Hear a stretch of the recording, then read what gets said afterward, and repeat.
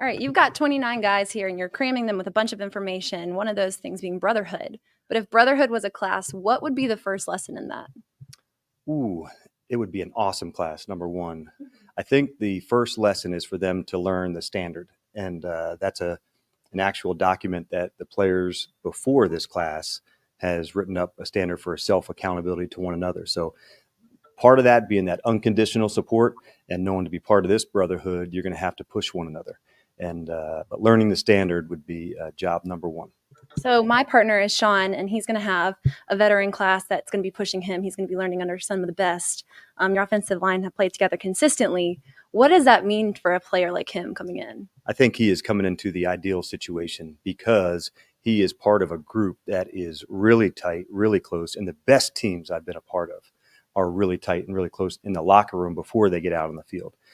They'll also be there to help watch him. And if they know what he's trying to improve upon and explains that, then they'll be looking for that too. Hey, I saw your footwork today. I saw what you're trying to improve on. So in our group, and specifically in the offensive line room, they're totally trying to take it to a new spot. And so he's coming into the ideal group of guys to do that. Well, I think so too. Thanks for your time. Okay. Hey, Parlay Pete, man, thanks for that suggestion to start off the pod because, everybody who tunes into this show knows what we're going to be talking about. We're going to be talking about the Falcons hire, and the only thing I can think about is brotherhood. Well, because it certainly is just an extension of said brotherhood, correct? I mean, did the good old boys club finally work for a black man? Yes and no. I think that at the end of the day, this was a hire that was made sheerly off of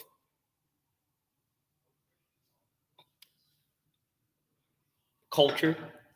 I'll start off with that. I honestly do believe that was like put into consideration. Culture, familiarity, and safeness. Like there was like a safeness to this hiring. And it doesn't mean that he didn't deserve a head coaching job. The question is, in this cycle, did he deserve this coaching job? My answer is no. Right. And for those of you that don't know who we're talking about Raheem Morris being hired today as the Falcons head coach. Raheem Morris, Super Bowl winning defensive coordinator for the Rams, former assistant head coach for the Falcons, receivers coach, passing game coordinator, D-backs coach. He was a D-backs coach for the Buccaneers when they won their Super Bowl under Rich McKay. Yeah. Whole lot of ties. Yes. Another coach from the McVay tree. That's how they're going to frame it. Gets a job. Although he was a head coach before McKay. Before McVay, he worked with McVay back in Washington. Nonetheless, Raheem Morris is the Falcons head coach. And we talked about this in pre-production, and I look at this hiring like this. We talk all the time about black coaches getting opportunities, getting jobs where they can be set up for success. We do go through all of these retreads, and a lot of the black coaches don't get those same opportunities, And then, hey, Raheem Morris is a retread, although he hasn't been a head coach for, almost 15 years? 2011 was his last season, so 13, but yeah. Yeah. It's been a long time. And here's the thing. If I'm not mistaken, and I could be wrong, he was the youngest head coach in NFL history when he did get hired initially. Well, he actually speaks volumes about him, too. I think as a coach that he was giving keys that early. Absolutely. And he's still a young head coach. But, we talk about these retreads getting an opportunity. We talk about giving black coaches opportunities where there's a decent roster, there's decent cap space, so they can be set up for some form of success within the first couple of years of that contract. And now it finally falls at our doorstep. And you and I are not the most excited about this because we thought there were better candidates out there. And I liken it to so many of the liberals who say, hey, we should open up those borders. We need to get those immigrants, those refugees to safe places. Then they get mad at governors in Florida Texas for busing those immigrants right to their doorsteps. That's how I look at this. And Falcons fans, some of us are being hypocrites here because at the end of the day, hey, I this problem needs to be fixed, but don't fix it in my backyard. It's a problem that needed to be fixed. And I think that when I look at the hire, and we spoke about this already, I think that he's a good coach. Like, I don't want that to go underneath everything that I'm about to say, because that is the truth. The truth of the matter is he is a good coach. He probably should have been a head coach again since his firing. I do think that he's a good coach. You hear nothing but good things around the league about him. We've got an up close and person look at him because he was the interim coach already here. The last person to coach a game before Arthur Smith was not Dan Quinn. It was Raheem Morris. So we did get a good look at him. We went 4-7 in those games, and the record doesn't speak for how well he handled the team, considering we were 1-4 when Dan got fired after a Monday night stinker against Green Bay, where, if I remember correctly, I just remember circling, there was like one defensive pattern, which he was the DC, by the way, but there was like a pattern of like receivers running routes, and there were like 3 people open. Like on one play, they all would have been touchdowns. And, he chose who he wanted to get the ball to that time. But we're not even going to bring up one play 3 or 4 seasons ago. Let's talk about the hire. I think he's a good coach. I think that we left a lot to be desired out there for the fan base, in a sense of we're familiar with this guy. We do know about him. He is a good coach. Why would you want to bring back something that was a part of what it is you're trying to get rid of? And that to me, here's one thing I'll say, probably, Pete. Him as the DC under a defensive head coach, how much control did he have on running his defense the way that he wanted to? And with him being just a defensive coordinator and not being a significant part from how we view it of choosing his groceries. I mean, because at that point you got DQ, you got TD, and you got Rich going to Publix. And maybe Raheem was a Whole Foods guy. Or maybe he was a Kroger guy. Or maybe he was a fucking Food Line guy, Piggly Wiggly guy. Like, hey, man, I can get these ingredients, and I promise you won't know the difference in my meal. But you're giving him ingredients. You're asking a soul food, a old school soul food cooking ass nigga to go be an Italian chef. Both taste great. But I ain't never had no pig feet pasta. I ain't saying it ain't good, but I ain't never seen it. Oh. Shout out to Travis. There's that aspect of it, and then there's just the idea of, well, we've got Emerald Lagasse sitting right there in front of us. Emerald sitting right there. And all he's saying is that, look, I've made the best dishes in the world. Everybody has loved my dishes. Everybody in Boston is forever grateful. That dish, they'll say, nah, the greatest I've ever seen was when Emerald came and cooked this meal for me. It was the best dish I ever had. Over anything my mama made, my daddy barbecuing, anything. I ain't ever had, nobody's done cooked up a meal like I have. But I got to get my ingredients in order to do it. I like the ingredients you guys already have here. I'm going to work with that because it's already in the kitchen. But from this point on, I got to get my ingredients. Time out.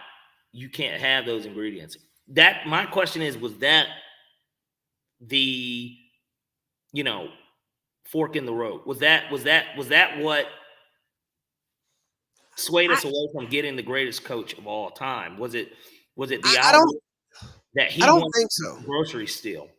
I don't think so. Because seeing the diminished role that Rich is now going to have on the with Falcons group or the AMG group itself, right? He's going to be more focused on the soccer side of the house. He's going to be on the operation side of the house, but he's not going to be on the football side of the house. Maybe it's Terry saying, hey, if you want me to be the GM, allow me to be the GM and not just be the GM in title. Maybe it was more of Belichick interviewing the Falcons versus the Falcons interviewing Belichick. Obviously, we know Bill Belichick, he keeps a lot of stuff close to the vest, so he doesn't get it out that he kind of made demands that he crossed the line knowing that he wasn't going to be able to come back from that. And it was Belichick telling the Falcons no instead of the Falcons telling Belichick no. I think that's part of it. But I also think that, Emerald did great things. But then, cable TV slowed down a lot. There became less, you got less viewers. Everybody's not tuning into Emerald Lagasse's show to watch him cook a meal because you can hop online and pull up his whole recipe book. And hey man, you were him then, but lately you haven't been him. And the way you go about building out your menu, the way you go about executing that menu is not the way that we want to run this restaurant here. So yes, you have the track record over time, but what have you done for me lately? And what you've done for me lately has not been up to the standard that we're willing to take a bet on when there are other great candidates out here who we think are more aligned in the direction that we want this restaurant to go. Maybe Bill wanted to be a great steakhouse and the Falcons wanted to be McDonald's. Maybe. And look, what does it say on McDonald's as marquee? Billions and billions served, right? So if that is the case, why do we keep bringing back the McRib? And there's nothing wrong with the McRib. Some people like the McRib. There were good things about the McRib. When's the last time you've eaten a McRib? I haven't. And so it was never one of those things that I ate. It's not my cup of tea. But why do we want to keep bringing back the McRib? Because niggas is buying it. How many niggas are buying it? Because I haven't seen. And I get it. Maybe they rebranding this McRib. Maybe this McRib is better than any of the other McRibs, and they'll come out and they'll say it's 100% beef, 100% pork, wherever they're getting the rib from. I don't know if it's a pork rib or a beef rib, but I tell you what, for the sake of this, let's just say it's pork because it probably is. It probably is pork. It's probably a mix. It's probably really what it is. But we've already had it. We know what it is. Why don't we try and do something different at McDonald's? Why don't we offer a gourmet burger, even if that's not our lane? Why not do something different? Damn it! Why are we reverting back to something that we already know about? Why did you go back to your ex? Because the sex is good. If that's going to be the case, typically that's what does it. It's the sex is good. Either that or we've tried something else and it just wasn't it. And it's just I really did like this. Bingo. You're ready to call your brother. Well, you're going to be the one that calls him. Well, yeah, I was just making sure you were ready. Yeah, go ahead. Yeah. Because I think he's going to wake us up a little bit. Let's go for it. All right, man, let's get Hoos on the phone.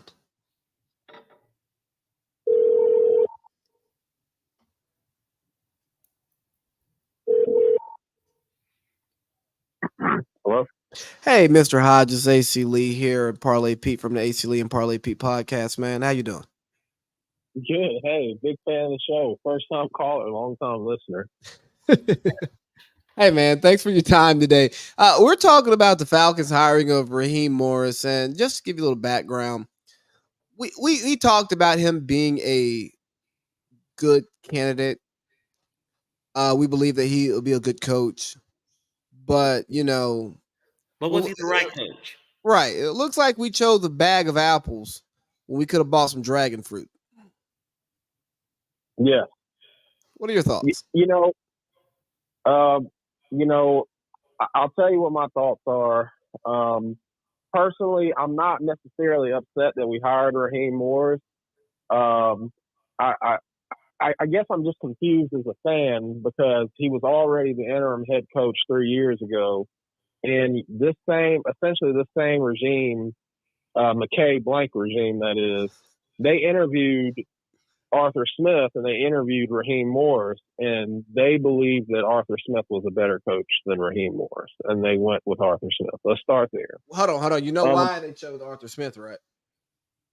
You said, do I know why? Yeah, I'll tell you why. Why? We're gonna run the piss out of this football.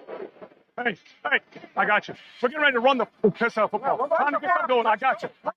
Could you hear that? Yeah, I heard it. We're getting ready to run the piss out of football, this outdated offense in a passing league, NFL. I mean, it made a whole lot of sense. But I personally, I think that Rich McKay and Blank don't care about the Falcons fan base. Again, I get on the surface level, there are a lot of people in Atlanta who are happy because just off the strength of Raheem Morris' skin color, he is an African American male.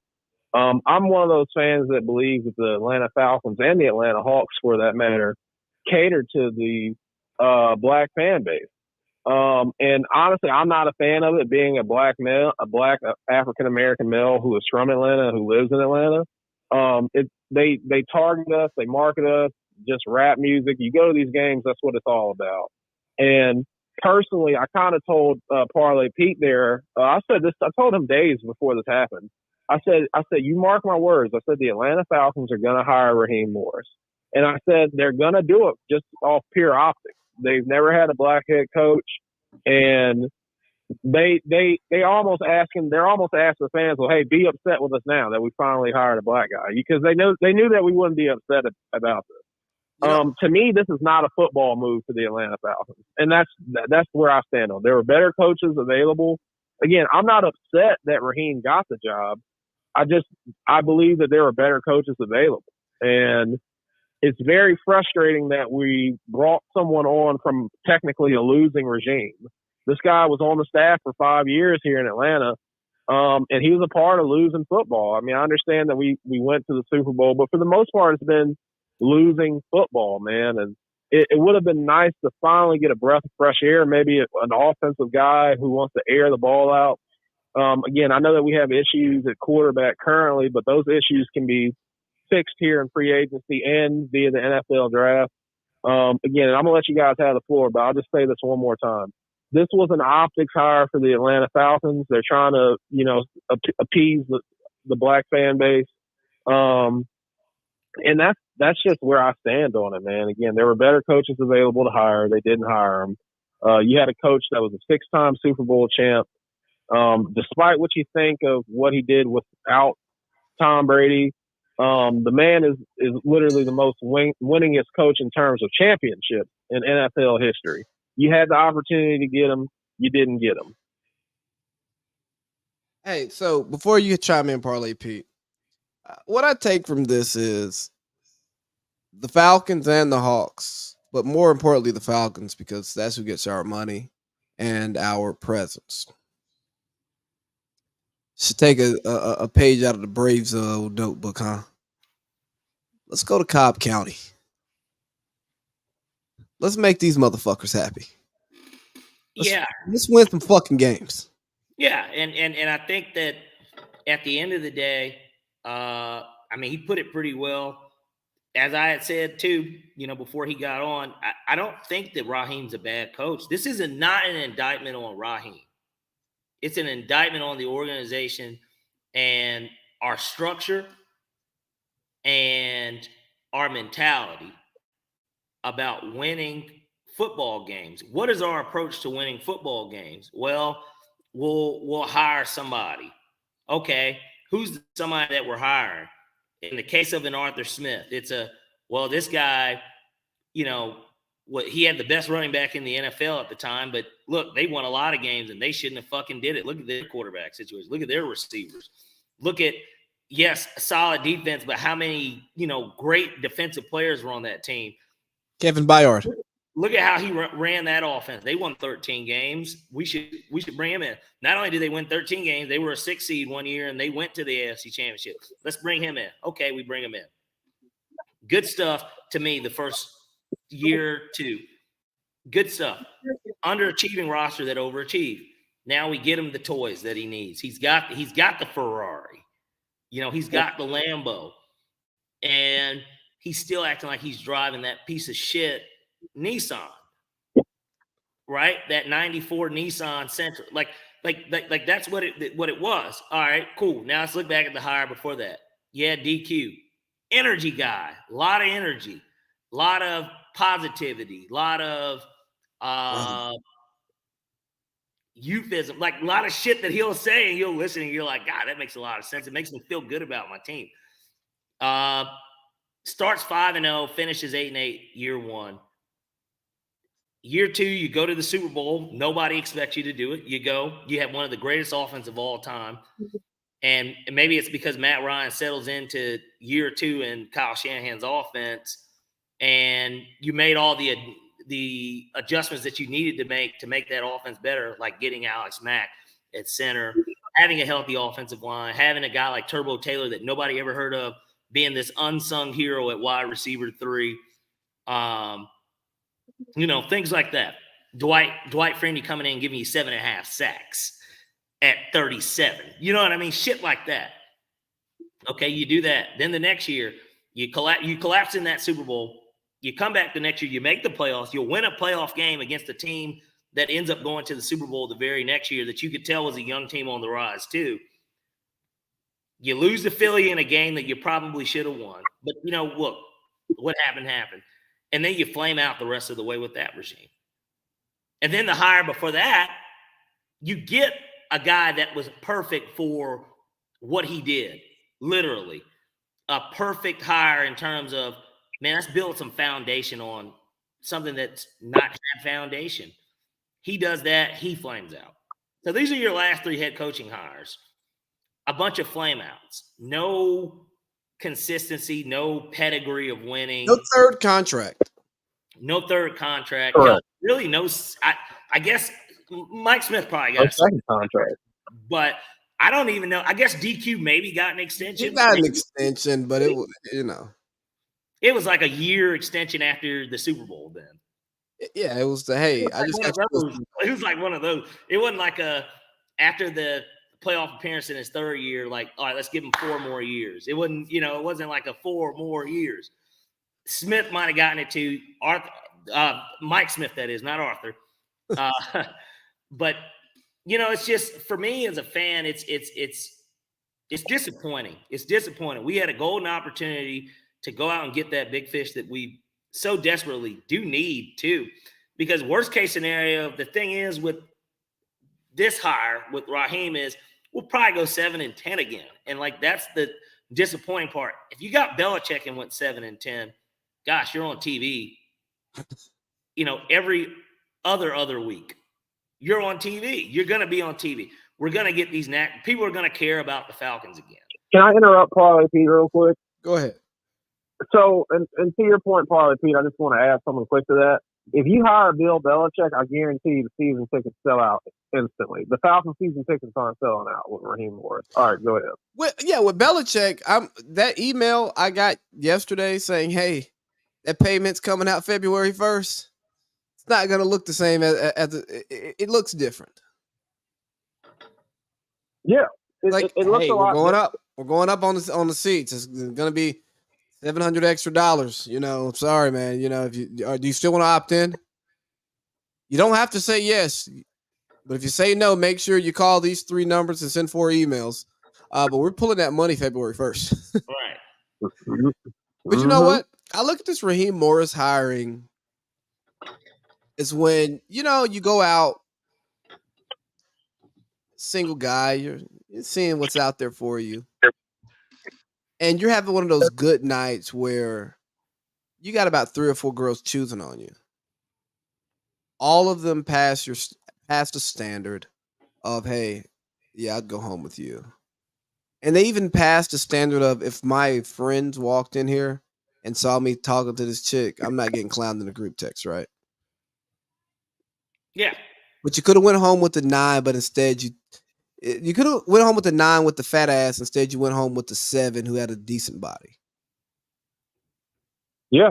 The 7 with a decent body might actually be a better time. But you don't know until you do it. And Belichick's that 9 with the fatty. Raheem's that 7. Now we got to find out in 2024, 2025, who has the better twat. Yeah. Well, it also just feels like we're still on square one. I mean, because even if you look at the division, Tampa Bay got better. Technically, they got better. I believe the Saints will be better next season under Derek Carr. He had a year to get his feet wet there, despite what most people think of Derek Carr. When he plays well, obviously, when he plays well, he's a good quarterback. I mean, we saw that at the end of the season. He finished the season on fire, like 3-4 touchdowns in his last 5 games. I don't expect much from the Panthers, so I do still expect the Falcons to be better than them. But again, I just feel like from a coaching standpoint, I feel like a Mike Vrabel, any Vrabel or obviously Belichick, I feel like they would have sped up the matriculation process. You understand what I'm saying? I don't know what this looks like with Raheem. Again, Raheem was already here technically, and I hear he's a player's coach, this, that, and the third. Man, I don't want that, man. I want the Falcons to get serious about winning football games, because that's what we go to these games for. Because us as the fans enjoy watching football. Not only do we enjoy watching football, we enjoy watching good football, right? And we pay a nice price to watch that shit too, goddammit. Correct. And let's just be honest, the drinks are overpriced. Everyone knows it. I'm not complaining, but I'm just saying, man, you know, the $2 hot dogs are cool, man, but I don't really want a $2 hot dog, man. I want to go to a playoff game. That's what I want. I want to go to a playoff game in Mercedes-Benz Stadium. You know, I want to hop on a plane one day and be like, yeah, man, we're going to the NFC Championship, whether it's here in Atlanta or on the road. I don't care that Ludacris is coming down from the top of the Benz, man. I don't care that they're honoring a deceased DG Yola at halftime. I don't care that Left Eye is getting honored. I don't care that Jermaine Dupri is there to perform Welcome to Atlanta again. Win some fucking football games. So that's what I care about. And Rich McKay and Arthur Blank don't care about that. So you don't get hype? You don't get hype when you see Pastor Troy with the belt?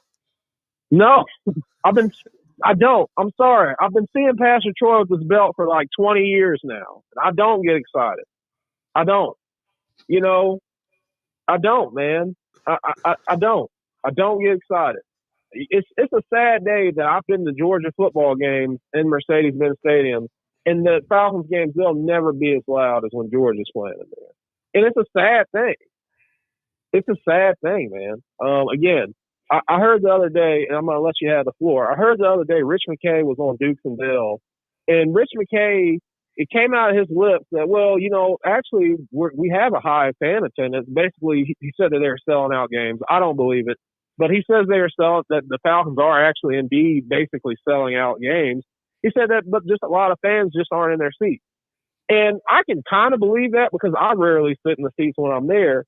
But the whole experience of going to those games, that should be embarrassing for them. I mean, I know that they're still making money, but that should be embarrassing that people are more engaged in this club-like atmosphere that you've created than watching a football game. And again, at the end of the day, that's what we all come there to do, man. And again, like I said, I'll say it one more time, and I'll let you have the floor.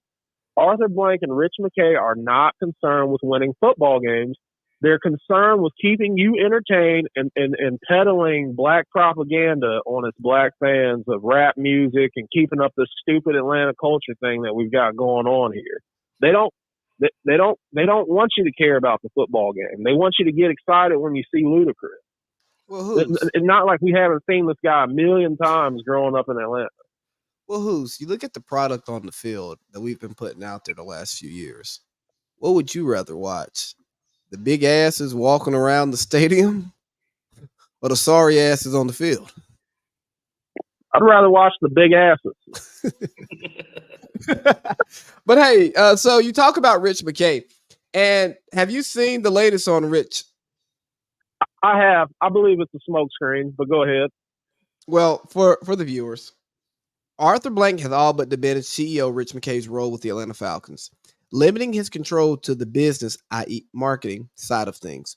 Although his day-to-day control is over the Falcons has finished, it is being reported that he will be heavily involved with Atlanta United's day-to-day operations. So, our new head coach Raheem Morris and our now official GM Terry Fontenot will report to the owner and not Rich McKay. Now official, huh? Yeah, now official. But and let me just say this real quick. That just seems like a smokescreen to just appease the fans. How are we to know whether Raheem is going to be reporting to Blank directly himself? I mean, I feel like they've seen the excuse my language, but the bitching and moaning from fans on the internet about Rich McKay, and it's almost as if like they intentionally address that to appease the fans. They're like, well, hey guys, just so you know, because they didn't even have to put that information out there. Rich or someone called Adam Schefter and said, hey man, we need you to just make this statement. Whether it's true or not, no fan will actually ever know whether it's true or not. Honestly, we won't. I don't think Arthur changed his number. I don't think Rich is going to watch less football. Yeah. I don't think he's going to evaluate less talent. Right. So again, I just think that's a smokescreen of a report, again, to just appease fans, to make fans think that Rich McKay doesn't have his paws all over this operation when he does. which is why Belichick is not the head coach. Because this is what would have happened. If Belichick got hired, the first thing he would have did, he would have walked in the corporate office and he would have looked at Rich McKay and said, so what's your job here? And now he would have You're fired. You're fired. You're fired. Yeah. Yeah. No, I do believe that's exactly. I know you've seen it, even being in leadership roles in the military, maybe when new brass or someone gets promoted up. One of the first things they do when someone steps into a new leadership role, they start evaluating everyone's jobs, and they're trying to figure out, okay, well, who's useful and who isn't, who's in the way and who's not. And I guarantee Belichick would have walked up to Rich McKay and said, so what do you do around here? I got the news, buddy. And Rich wouldn't have had much to say. All he could have said is, "Hey man, I take calls for Arthur. That's my job." And Arthur gave him power of attorney. Right. Or better yet, Lee, I'll even say this: when you put in a post in the locker room about Joe Biden. And it said straight from the desk of Joe Biden. You're like, straight from the assistant's desk. Joe didn't make that announcement. The assistant did. Yeah. Rich McKay. Yo. It's the same thing we're seeing with the Atlanta Hawks, right? How the owner is letting his son run the franchise into the fucking ground. Yeah. Travis Blake was like the brightest up and coming GM in the league. No. My son, he knows better. Yeah. Arthur Blank goes, hey, look here, Terry Fontenot. I know you came from an organization in our division who's owned us and throughout my entire ownership of this franchise.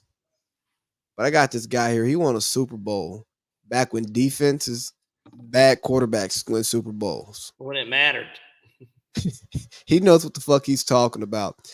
That Drew Brees bullshit that y'all did, those lessons you learned from overpaying Drew Brees and letting the roster go to shit, that guy, Mickey Loomis, he can't lick the dirt off our cleats, okay?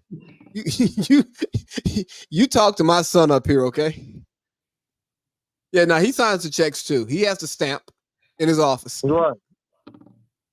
And if Rich signs it, I know it's good. I don't audit Rich. Nope. I don't ever I don't know what type of I don't know what type of skeletons Blank's got in his closet, but Rich's is his handler, man. He knows something that we don't, and it's. I hate to compare it to the Diddy Cassie thing, but it's just something weird going on with Rich McKay and Arthur Blank, and I'll leave it at that. I think you said the best thing, like probably like towards the back half of the season. Arthur just needs to sell this team to the fucking Kathy family. They're fucking winners. You damn right. Yeah, and maybe you damn right. Maybe you think the Catholics are gonna have Midtown's finest in between quarters dancing? Well, I'll tell you what the Cathys won't have. They won't have male cheerleaders walking around waving at fans. I can tell you that. The male cheerleaders go first.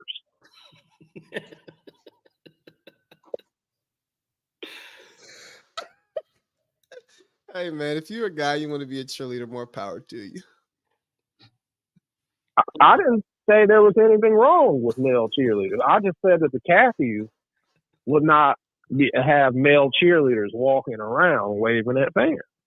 It would be strictly women.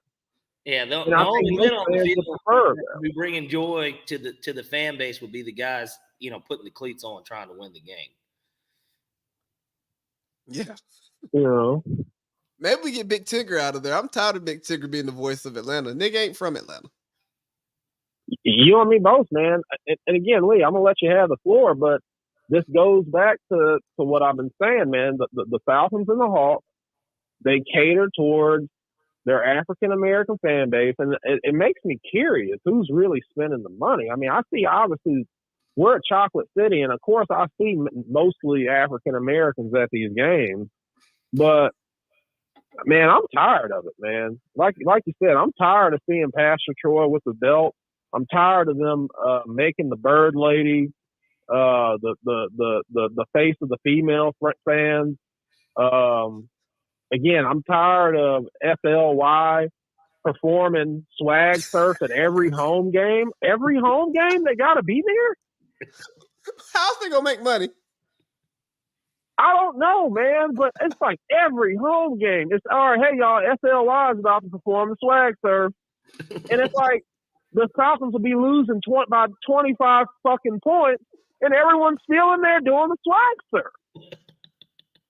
And it just blows my mind that people still want to do the swag surf when Arthur Smith is calling plays from Mikael Pruitt to Jonnu Smith. Well, the Falcons game environment is that of the Sunday brunch environment in Atlanta. It's about going out, being seen, being lit. It's not actually about going out and enjoying the product, right? We go to football games to enjoy the games, right? When on certain nights, certain venues, when we hit the town, especially years ago, before I put this nice black ring on my finger, we're going out. We're trying to get some fucking ass. We're not going out for Instagram pictures. We're not going out to pop bottles and have a section full of women. If it's 5 of us, we want the 5 women who are coming back to their Airbnb. Yes, sir. No pictures. Put that phone up, girl. Turn your location off. We don't need that nigga knocking on the door. Nope. We lit. We got 5 bottles of Casamigos. Yes, bitch. Yeah, on that Casamigos tonight. Nah, bro. We trying to get drunk and have fun. And on Sundays, we're trying to get drunk and watch football and win. And for the record, Casamigos sucks. Continue. Hey, this anejo is not that bad. $55 for a nice smooth anejo. It goes down like a sweet water. But I'd agree with you. I think Casamigos is overrated. But you can buy a bottle for $75 at Crew Lounge in Albany on a weekday. Mm-hmm. It's not bad. Not bad at all. Not bad at all. It just is one of those things, like I said, where we're going to have to ride with this certainly through this first year. And, hey, look, the thought is this. If there's one positive outlier of the hire, is this. He's black. No. Maybe for some, but not for me. For me, it's he's going to be a better coach than Arthur Smith. And competent head coaching alone would have won us 9 games this year. Hey, and we That gives you a chance to win the division. And we're likely going to get a OC who's touched the hem of Sean McVay's garment. Okay, but I have a question for you two, both of you, and I want you both to answer. Does it feel like anything has changed? Do you feel like the organization, obviously anything is better than Arthur Smith, right? So that's the defunct answer in itself. Well, at least it's not Arthur Smith. It's like, okay, well, fine. You win there. But outside of it not being Arthur Smith, does it feel like anything? Do you feel a breath of fresh air? Do you feel like that game one when we walk into Ben Stadium, we're about to be walking into a new mentality, a new mindset, an aggressive team, or a smart team that executes or that it can exploit other teams? Like, does it just feel like anything's changed? And I'll answer it first. It does not feel like anything has changed, and it doesn't feel like anything is going to change. Now, I want you to answer. Nothing changes for me until we jump up in that draft, or we make a splash for a free agent quarterback, or we trade for a quarterback that we didn't know was available. Yes. And I would agree. I think it's going to ultimately come down to the guys that we're able to get. Are we able to upgrade this team from a talent standpoint? And certainly the quarterback position being the most important and pressing issue on the team. What do we do there? I think that once we figure out who the quarterback's going to be, we can kind of revisit the head coaching hire more in depth. But in terms of knowing what we know about who we could have hired, this is it's a C grade in my book. If we're going to go A to F, it's a C grade because we already kind of know exactly who he is because he was already here. And he did coach the team pretty much for a majority of that season. And granted, different roster. So I'll give him that. It's a different roster, but it doesn't move the needle for me as a fan, no. Same here. Needle's not moved, but we're optimistic. And I will tell you that I have more faith in Raheem Morris than I had in Desmond Ridder going into the season. Yes. Yes, agreed. I agree with that too. All right, man. Who's thanks for your time, man. It's nice 30 minutes, man. You're fucking great. Anything else you want to say before you get out of here? I just want to say thanks for having me on. It's always a pleasure. Hey guys, we'll see what happens. And side note, I don't want us to draft Daniels. I want us to move up and take Caleb Williams or Drake May. All right, man. Thanks. All right. Awesome. All right, thanks, brothers. Talk to y'all soon. Yep. Thanks for coming on. All right, man. So what's next for Bill Belichick? Well, he's going to be sitting. Seattle's definitely not hiring him. Like, that one is 100% out of the question. Naturally, if the Commanders haven't interviewed him, that we know of at least, that's out of the question too. There will be a possibility there, but I don't think that that's going to be what happens. So he's going to sit out a year, and I think that he's going to still have the desire to coach next season. I expect him, based on his appearance on College Game Day, to possibly, if he doesn't want to get away from the game, to take a TV job. Many people will want to hire him. He'd be great. And what strikes me, there's only 2 networks that to me would get him. I don't see him going to Fox. That's not really him. And I don't see him joining NBC either. CBS kind of fits him just because CBS is kind of boring. You watched that pregame show? No. But I have seen it, and so I know. Not interested in Phil Simms, Nate Burleson? I watched Phil call games. I watched Tony and Jim call games, and I don't get excited about that either. So, I know what that network's about. That seems like it would fit him. Could he go to NBC?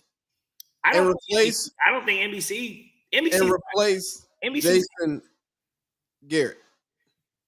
NBC's got so many people NFL Network or maybe Amazon in a weird way, I feel like would get like a Belichick. Somebody, I would like to see him on TV for a year if he's not coaching. I would love for NBC to fire Tony Dungy and Jason Garrett and just bring in Bill because they add no value. I think NBC also has way too many people working on their team. Because what was it last week? They do the picks. It's like 10 people's picks. Yeah, bro, you got the desk team, then you got like the team on the field, but they're not calling the game and they're not the sideline reporters. Yeah. You got Collinsworth's son. Yeah. Who he skipped the things he skipped a Christmas game to spend time with his family, but his son was working. So it's like you got Matt Berry, who they got from ESPN, who's a fantasy guy calling picks and stuff. Florio, Sims. And look, and I like Florio and Sims, but you know. And you got Jason Garrett, who adds no value to any broadcast he's ever been on. Why are you shitting on Jason, man? What did Jason do to you? Have you ever turned on a game, whether it's a Saturday Notre Dame game or a Sunday NFL game, especially when they start doing the Saturday, Sunday NFL games, and you hear Jason Garrett's voice? Didn't it take a little bit out of you? Yeah, he doesn't move the needle for me. I see guys like Jason Garrett being, cucks. That wasn't going to be the vernacular that I used to describe him, but sure, why not? Why not? Let's just go for it. He's more of a guy that is kind of just there and is listening to everybody else and then says something. And that kind of feels like his coaching career too. Like if the crowd's if the crowd's booing and it's 4th and 2 and they're on the 48, they're like, go for it. And then he looks around and then he's like, all right, we're going to go for it. Hey, direct snap, DeMar Hamlin, go. Yeah, well, and I know we're going to get to those games as well, but yeah, not my cup of coffee. Yeah, Naya, and also while we're here, let's get rid of. Hey, I know the playoffs, y'all moved the games around and stuff like that, but Chris Collinsworth has not smoked enough cigs for a 4:00 game. Okay, his voice wasn't raspy until after halftime. Well, you didn't even realize he was on set until he wasn't talking. It was too early.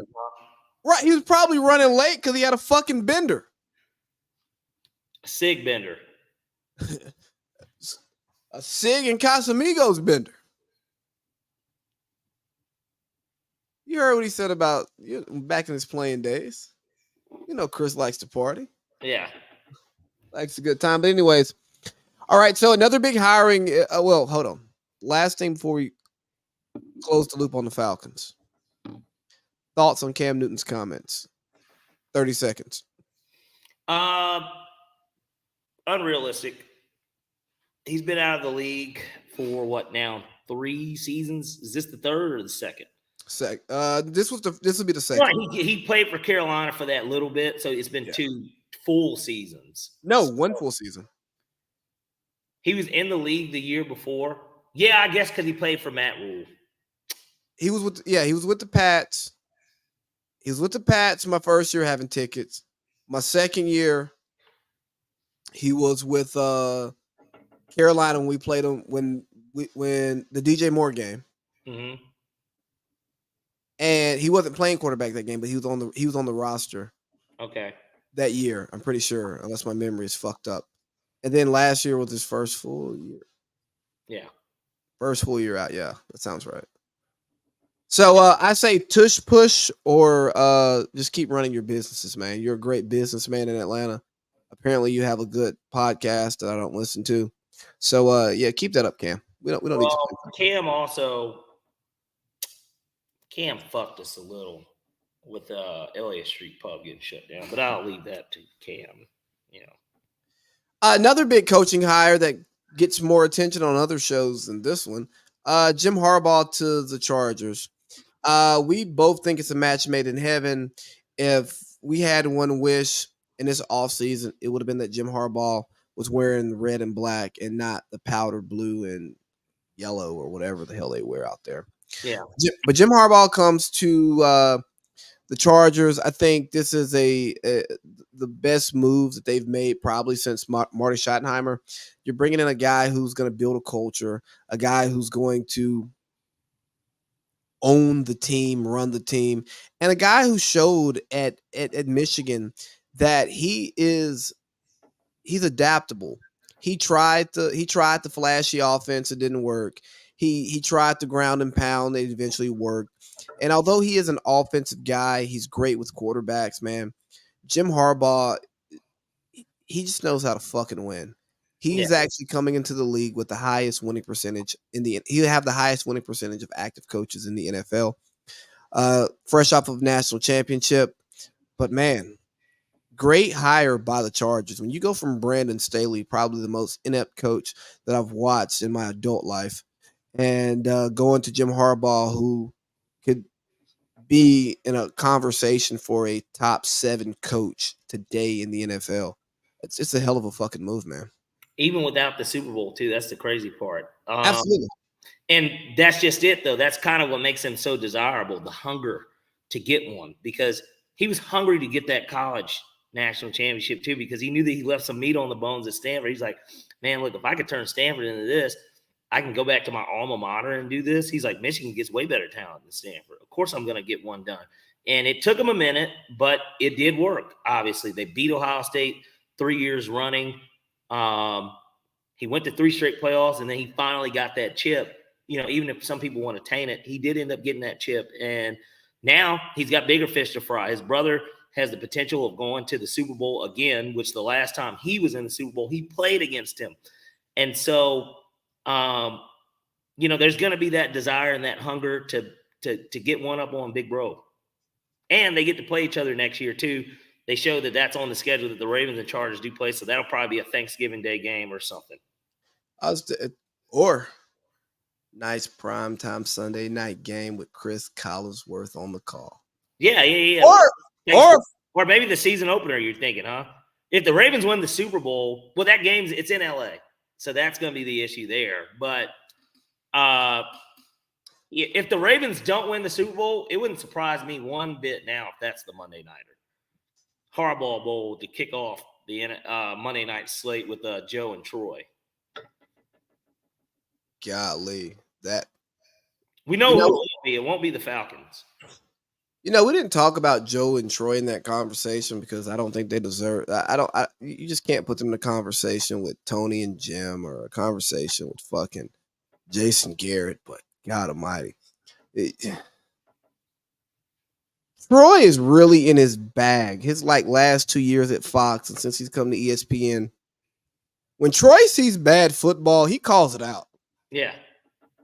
Yeah, you just can't win this way, Joe. You can't miss that pass. You can't miss that pass. You can't throw the out on the inside because I'm telling you, if you throw that out on the inside, that DB is going to pick it off and he's going to take it to the house. And that's exactly what happened right there, Joe. Yeah, every single time.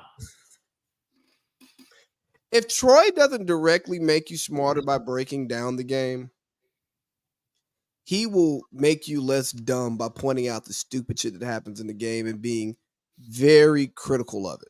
Can you imagine what he would have said if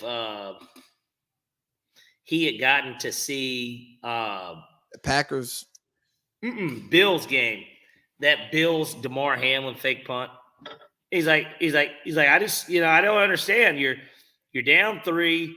You're in your own territory. You've got 5 yards to go, and you try to make this feel good story play call, and it ultimately is going to end up costing you.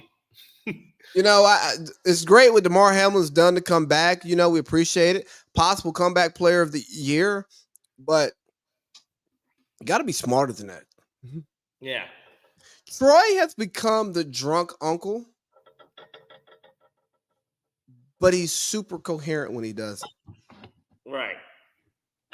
I love it. So, yeah, the Chargers are going to be a better football team, but I don't know I don't know what it looks like in the win column. I think it's good, But there might be a lot of 10-7, a lot of 11-6. I'm not seeing 14-3s, 13-4s. Yeah. Maybe he gets lucky because of injuries to other teams and health. So it's like a 12-5. That division is a gauntlet. You're looking at Mahomes and Andy Reid. We'll see what they look like after this year because that team hasn't looked really good at all this year, and they're still in the AFC Championship. Yeah. You got Denver with Sean Payton in year 2. He's going to get his quarterback in there. So probably some scrub who he's going to just make great because he's the best play caller that we've ever seen, even though Andy Reid's in this division. Yeah. And Antonio Pierce and Tom Telesco, let me tell you what, they're going to have talent and they're going to be bought in. They've got to get their quarterback. That's Yeah. going to be big. They were in a weird way similar to us, except they had the in-house candidate, of course. But like in terms of being set up with the talent already, you've got some guys on defense that can go, and they actually have a linchpin on that. I guess we do too, but they have it on the defensive line and Max Crosby. Yeah, we haven't got a Mad Max. Yeah, we don't have one of those, but we got a guy in the secondary that's among the best in the league too. And so, first team snub.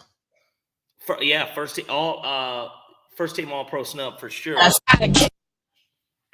And so it'll be interesting to see how that dynamic works, especially because one of the things that even Florio had pointed out was that with the Telesco, even though, like I said, very rarely do GMs get that second opportunity. In this case for Telesco, he's going to be so fresh still because he was already looking forward to the draft, right? Even if it was for the Chargers, he was already kind of in the midst of recruiting. Like he's very familiar with the division. There's a lot of different things he's familiar with as a GM. So it's not like he has to pick back up and look at this stuff. He's been looking at it. Here's the thing, man. Telesco got fired because of his coach. Because he hired Brandon Staley and he paid J.C. Jackson, if we're being perfectly honest here. Yeah. Now, it was not Telesco's choice, and based on the information that I've read and listened to not pay Sean Payton what he wanted because Sean Payton didn't want to go be a Charger. But when you're the owner, you get to blame any and everything on other people because you own the team and you can't get fired. Right. So I think Telesco's a good GM. If we would have let Terry go and say, hey, we're bringing in Tom Telesco, issues here. This guy can build a roster. So we got that. What else we got? Tennessee made a hire. Ooh. Probably one of the more underrated hires in a sense of nobody kind of saw him being the targeted guy, but he also does have a pretty good track record. And considering the Bengals still finished with a winning record with Jake Browning, it does show that he can work with what he has. And Tennessee is in a position of where they don't 100% know if Will Levis is their guy, but at the end of the day, Will Levis is who they're going to be. That's going to be the starting quarterback next year. So you don't think Malik gets a chance to fight for a job in camp? No, I think that Malik is going to be selling insurance with Desmond Ridder here in a couple of years. Everybody in that draft class, not named Brock Purdy, that was a quarterback, will all be selling insurance very shortly. Yeah, but oh my God. Brian Callahan gets a job.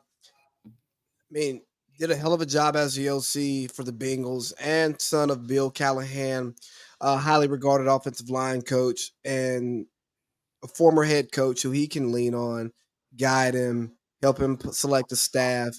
So although he is inexperienced, I think Brian Callahan will bring a different level of competency. Mm-hmm. A different level of structure than you would get from a first-time head coach just because, hey, man, he's a football lifer. He grew up around the game. He's in the game. And he's also, I mean, what he did with Jake Browning, simply amazing. Yeah. Carolina made a hire.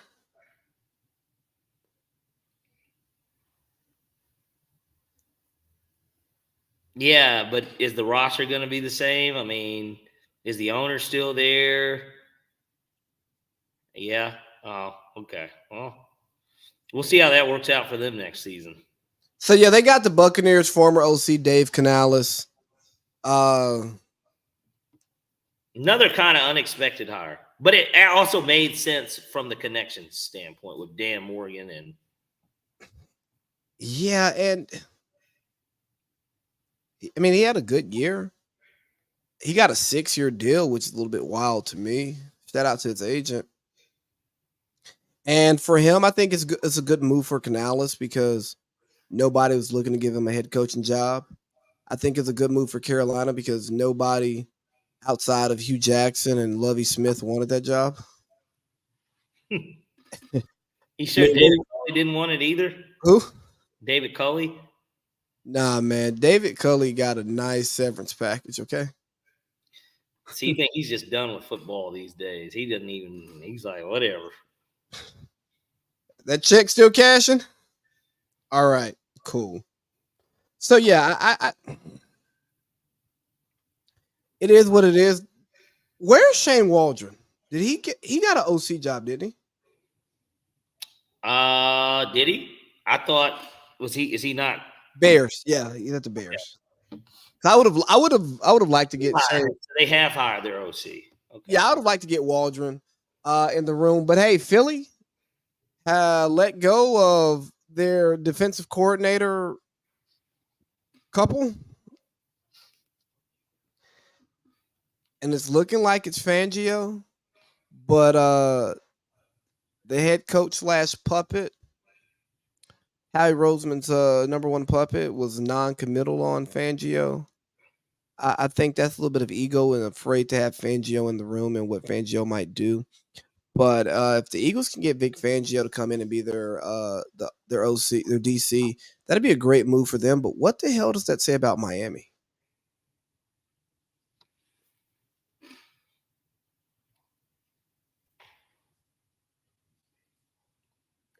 That, I mean, I don't know whose fault it is there. It naturally, the first person that you look at is the coach, right? You look at McDaniel and you look at Tua. You look at the coach and the quarterback. A lot of that to me had to deal with bad luck. Obviously, health was an issue on the defensive side of the ball. Offensively, you did have a healthy Tua, which was actually the biggest question coming into the year was, well, how healthy is Tua going to be? And he proved to, be healthy. But who do they replace him with? I think is an even bigger question because it's just like, well, how much better of a DC are you going to be able to bring in? Wink Martindale's out there. Wink. I mean, obviously, our defensive coordinator just took the Jaguars' job, unfortunately, which I just. That kind of let me know we're probably hiring a defensive coach. But that's even more of a reason why I was like Belichick. Yeah. But you know what? That was the sign, too, that it wasn't going to be a first-time head coach either. True. Because that would have meant that they already had their staff ready and knew exactly who they wanted, as opposed to, well, if it's a new guy that's an offensive dude, if it ain't broke, don't fix it.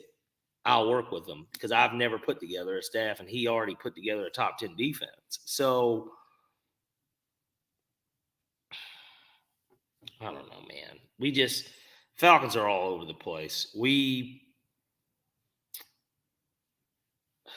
How come Mike Zimmer hasn't gotten a job? Or do you think that old fuck doesn't want to be a DC anymore? He might not want to be a DC. I mean, think about it. Riverboat Ron came out and said he was more than open to being DC. Riverboat Ron needs to hop on his riverboat and head back to Monterey. Yeah, and just call it a day, huh? Yeah. Just go to Carmel and walk on the cold beach every day and just, get your toes in the sand, walk your dog, little labradoodle or whatever you got, Riverboat Ron. Joe Barry is let go at the Packers.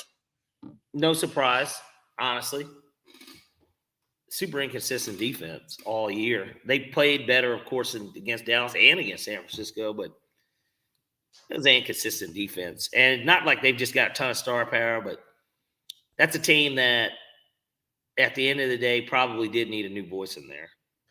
What direction do you think they go? Do you think they get an old grizzled guy again? You got a Wink Martindale. You got a Don. I think Wink fits more of that. Yeah. I would like to see Wink there with that offense. Anything else for hour one? We're gonna open up hour two with recaps from last week and a preview of the playoff games. No, the only thing I need to do once we cap this off is go take a piss, if you don't mind. Wait, Parlay Pete, go take a piss. And everyone else, that is hour one. We went over 5 minutes, 40 seconds. That's fine. Hey guys, it's hour two here. AC Lee from the AC Lee and Parlay Pete podcast. Parlay Pete's taking a piss right now, and I'm just going to sit here and say a bunch of sweet nothings. But we had a great week of football last year. Actually, no. Here's what I'm going to do. I'm going to recap hour one. We talked about the Falcons hiring of Raheem Morris. We called our brother, who's Parlay Pete's actual brother, and he gave his thoughts on. He gave us a nice 28 minutes on his thoughts on Raheem Morris and the direction of the Falcons, and how, as a Falcons fan, the Falcons season ticket holder, it sits with him. So, we think Raheem's going to be a good coach. We're not terribly excited about it because, again, there are some big fish out there, and we came home with some crappie. Can you get full off of a bunch of crappie? Yeah, but when you're bass fishing, man, give me that largemouth bass. You know what I mean? So for hour two, we're gonna open it up. We're gonna recap the playoff games of last week. Packers losing to the 49ers on that final drive. Kyle Shanahan gets his first win after being down in the fourth quarter. We're gonna talk about the Texans getting slaughtered in the second half by Baltimore. We're gonna talk about the Battle of the Titans, so they say, of Patrick Mahomes and Josh Allen. And then we're also going to talk about the Lions just stretching it out against the Tampa Bay Buccaneers. And what the hell were the Buccaneers thinking? You had an opportunity to call a timeout and force them to kick a field goal or punt it deep into your territory. We're going to talk about that because you're going to be shocked, or maybe not, on my response to that. But it was a great week of football. I mean, hell, we got 2 games this week. We got Ravens, Chiefs, battle of the best 2 black quarterbacks in the league. And then we also have in the NFC, we have the Lions versus the 49ers. The 49ers, the team who everyone expected to get there. The Lions, the team that showed up week 1, beat the Chiefs on ring night. And, we'll get into the picks. We'll get into our predictions. We'll talk a little bit about the NFL awards finalists, talk some NBA, some Giannis to Coach Killer, all-star starters, Embiid's big 70-point game, some Team USA. And honestly, that's probably where we'll wrap it. It's not going to be a big culture episode because there's not much culture for us to talk about this week. Nothing insane that just is going to just make us say, hey, let's talk. But then again, we got the new Megan Thee Stallion song, Hiss. Apparently where she's talking her talk. And so we probably will listen to that song for the first time together live and break that down at the end of the podcast. Want to apologize to you guys for not getting the picks out with the show last week. We got them out late. So if you listen on the podcast feed and didn't check in on Instagram, you did not get our picks. Apologies, man. We just got to rolling and talking and getting sleepy, and it didn't happen. But yeah, man. So it's been a great playoffs.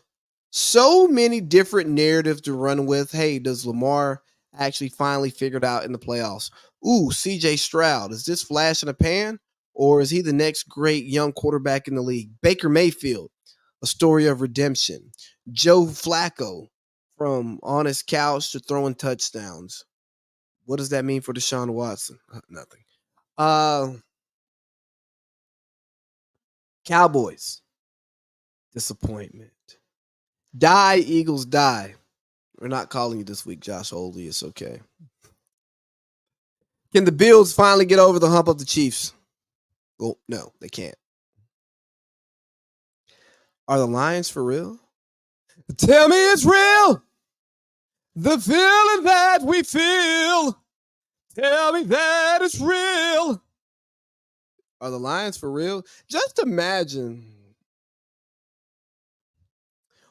a Baltimore-Detroit Super Bowl. It's like the battle of the grimiest cities you can think of. Think about BMF. Think about 8 Mile. Just think about of what Detroit was back in the past and what it is today. Then you take Baltimore, Baltimore, The Wire, all of that stuff they do over there. I don't even know how they talk over there. I just want to say Baltimore. But imagine them grimy cities and those fan bases. And it may not be the best TV product for the NFL. It may not be what they want.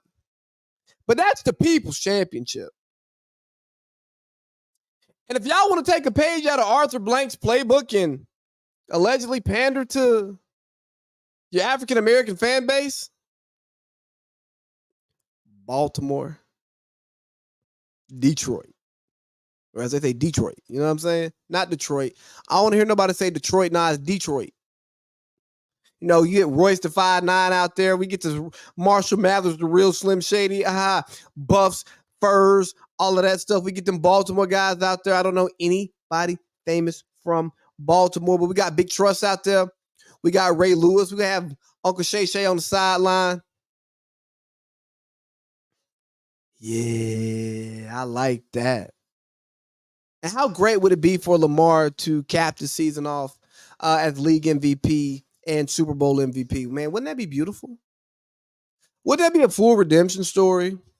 Wouldn't that be a nice middle finger to Bill Polian? Let's take some time to talk about Lamar. He wins the Heisman his second year. He comes back, puts up identical numbers, doesn't win the Heisman. I get it. It's hard to win back-to-back Heismans, and we haven't seen it since Archie Griffin. And guess what? I haven't seen Archie Griffin. I've seen more Archie Bunker than Archie Griffin. So you have that. Then, he and Josh Allen, obviously the two most talented quarterbacks in that class. If you look at pedigree, if you look at production, Lamar Jackson should have went first overall to the Browns. I'm sorry. But he ends up going 32nd overall to the Ravens. Shout out to Ozzie and Eric DeCosta for moving back into the first round to go get him. He's behind Joe Flacco that first season. John Harbaugh is on the fucking lamb. He's on his way out of here. Look here, man. They got his concrete shoes tied to his feet already. He's about to get pushed. You know what I mean? And then Lamar comes in and saves them. I'm about to save you, Mary Jane. Quick to Spider-Man.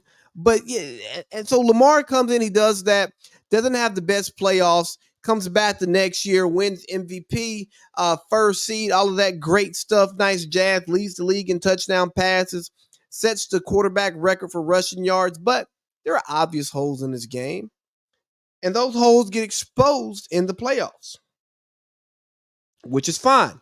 Young quarterback doing his very best.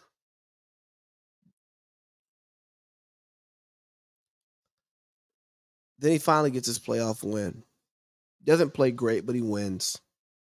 Then gets put out the next season, injured, no playoffs. Following season, injured, team makes the playoffs, but he's not there. And now you got Lamar Jackson matched up against Patrick Mahomes. If Lamar Jackson can go through, beat Patrick Mahomes, go in and win a Super Bowl, it's a full circle moment. And in his Super Bowl's MVP speech, post-game presser, or when he's at Disney World, He can say, "Take that for data, Bill Polian." So I just did a little Lamar riff about what it would be like for him to win a Super Bowl. I think Lamar embodies what Baltimore is, grimy, get it out the mud, talented, appeals to niggas. I mean, obviously he's a nigga, but Baltimore, Parlay Pete, think about it. If you were not a Falcons fan, if you lived in like flyover country where nobody invests any real money because nobody cares about those places, right? Yeah. As a black man throughout our life, has there been a franchise that has been more consistently appealing to black culture than the Baltimore Ravens? The Atlanta Falcons. Consistently. Oh, well, consistent. That's a key word here. No, for sure. I think so. I mean, think about it. If you were Josh Holsey and you just pick a team to follow from a city that you don't frequent, you don't have strong ties to. Yeah, well, you have no ties to in his case, but go ahead. Wouldn't you just be like, you know what, man? Ray Lewis, Ed Reed, not Michael Orr, Jonathan Ogden, J.O., T-Sizzle. Yeah, Sizzle for sure. Let me tell you one thing about the Ravens that I've always liked. They always got dogs. Always. They always have had dogs on those teams all the way around. They feel like the city of Baltimore. Yes, they embody their city. But you know what? In a weird way, Atlanta embodies it too. In terms of Atlanta, in terms of our teams, all that finesse. Finessing. No fucking grit, bro. None. Yeah, we ain't got a lot of Dungeon Family out here, man. We fucking dogs. We got a lot of SoundCloud rappers, man. We ain't really Dungeon Family out here. We got about a lot of fake Futures. We got a lot of Gunners before he got locked up. We got a lot of little babies now. Yeah. But anyways, let's recap last week. Where do you want to start? See a shot, take a shot. Salute. We could just go in order. I know that you were already speaking about the Ravens. Dominant second half by them. They did what they pretty much have been doing all year. I did not realize this. This was a stat that was brought to my attention over this past week. 2-minute warning. Oh, the Ravens haven't played a home game this year against a losing team. Every team that they played at home this year had a winning record. Did you see that the Ravens have had the lead like in every game going into the 2-minute warning? No. That's Nick running back before the 2-minute warning. It went to overtime. I think that's what Nick Wright said. I think they took a lead into like every game into the 2-minute warning. Okay. So they've been dominant all year. And the Chiefs have not been dominant all year. Okay. And we're not previewing. I'm sorry. We're recapping. Hey, CJ Stroud, happy to be here. Houston Texans fans, be happy for what you did. Rookie head coach, did a hell of a job with your first half game plan. Hell of a job. He deserves a standing O. Slowick, you kind of shit the bed, but better staff, better personnel. Again, you guys were happy to be there, and these guys were upset that they had to be there. You know what I mean? It's like, man, like why are we playing against you guys? We want the big dogs. Yeah. We're trying to go to Vegas, and we ain't there to gamble. Yeah, tough break. Sean Booty. I know we're going to get to him a little bit later. Dominant second half, though, by them. Shout out to Houston for how well they did. And like I said, I know you've been talking about them for a minute here, so we don't even have to go into a deep dive on them. But fantastic season by the Texans, and Baltimore got over that. I'm not even going to say that they haven't gotten that monkey off their shoulder yet, as far as I'm concerned. And the reason why I say that is because, like I texted you, I said I'm just not convinced yet. I'm not convinced. And I'll get to hint at that on my picks because let me tell you, since we've been doing this show, this has been the hardest conference championship week, honestly, for me to pick games. Like, I'm really second guessing myself, like on a lot of this. I have one super lock, though, that to me just makes no sense why the number is where it is. But all in all, this has been the toughest week of conference championships. And I attribute that to the parity that the NFL brings, because you can have a team that had the number 2 pick in the draft be playing against the team with the best record and being tied at halftime. That is the parity of the NFL. Unlike the NBA, where a 30-13 team can fire their head coach and it falls into the lap of a guy that's been living off one championship his entire coaching career. I'm sure that we will get to that too a little bit later. So we're going to stick to football, but dominant second half. So we can move on from them. Let's go to the Packers, a team that I was really big on all season. You knew this. I was big on Jordan Love. I really was. This was somebody that I guess I'm not surprised at how well he played down the stretch, because I always thought that he was going to be good. I don't know. Just something told me when I had seen him play, in the moments that he got to fill in for Aaron Rodgers, not his first start ever against Kansas City on the road, but any other time that he got to play, I was convinced. I liked what I saw, and he's proved it. He's going to get a monster payday. It's a game that they probably should have won, if we're going to be honest about it. That was a game that the Packers probably should have won that game. Kicker doesn't miss the kick. All the pressure's on San Francisco. It's not like Jake Moody's this great kicker. He could have missed too. And so you start talking about that changed the dynamic of that game, that missed kick. And Green Bay's definitely going to have a new kicker. They got a new defense coordinator. They're going to have a new kicker. So great game, though. Wasn't surprised that San Francisco came back, because that's my Super Bowl pick this year. And I think that they are the best team in the NFL. I do. Top to bottom, 1-53, that's the best team in the NFL. They're obviously the most influentially coached team in the league, because there's nothing but mimics of that. Yeah, but that team, including Green Bay, that team got their doors blown off by a team in the AFC. But I think the biggest takeaway from that game, now that it's over, what does Deebo Samuel look like on Sunday? We'll get to that in a preview. Game 1 on Sunday, Baker Mayfield versus Jared Goff, Tampa Bay Buccaneers versus the Lions. Lions get a second home game. They win. You wanted them to win by more. Yeah. But Mike Evans showed his ass. He did. And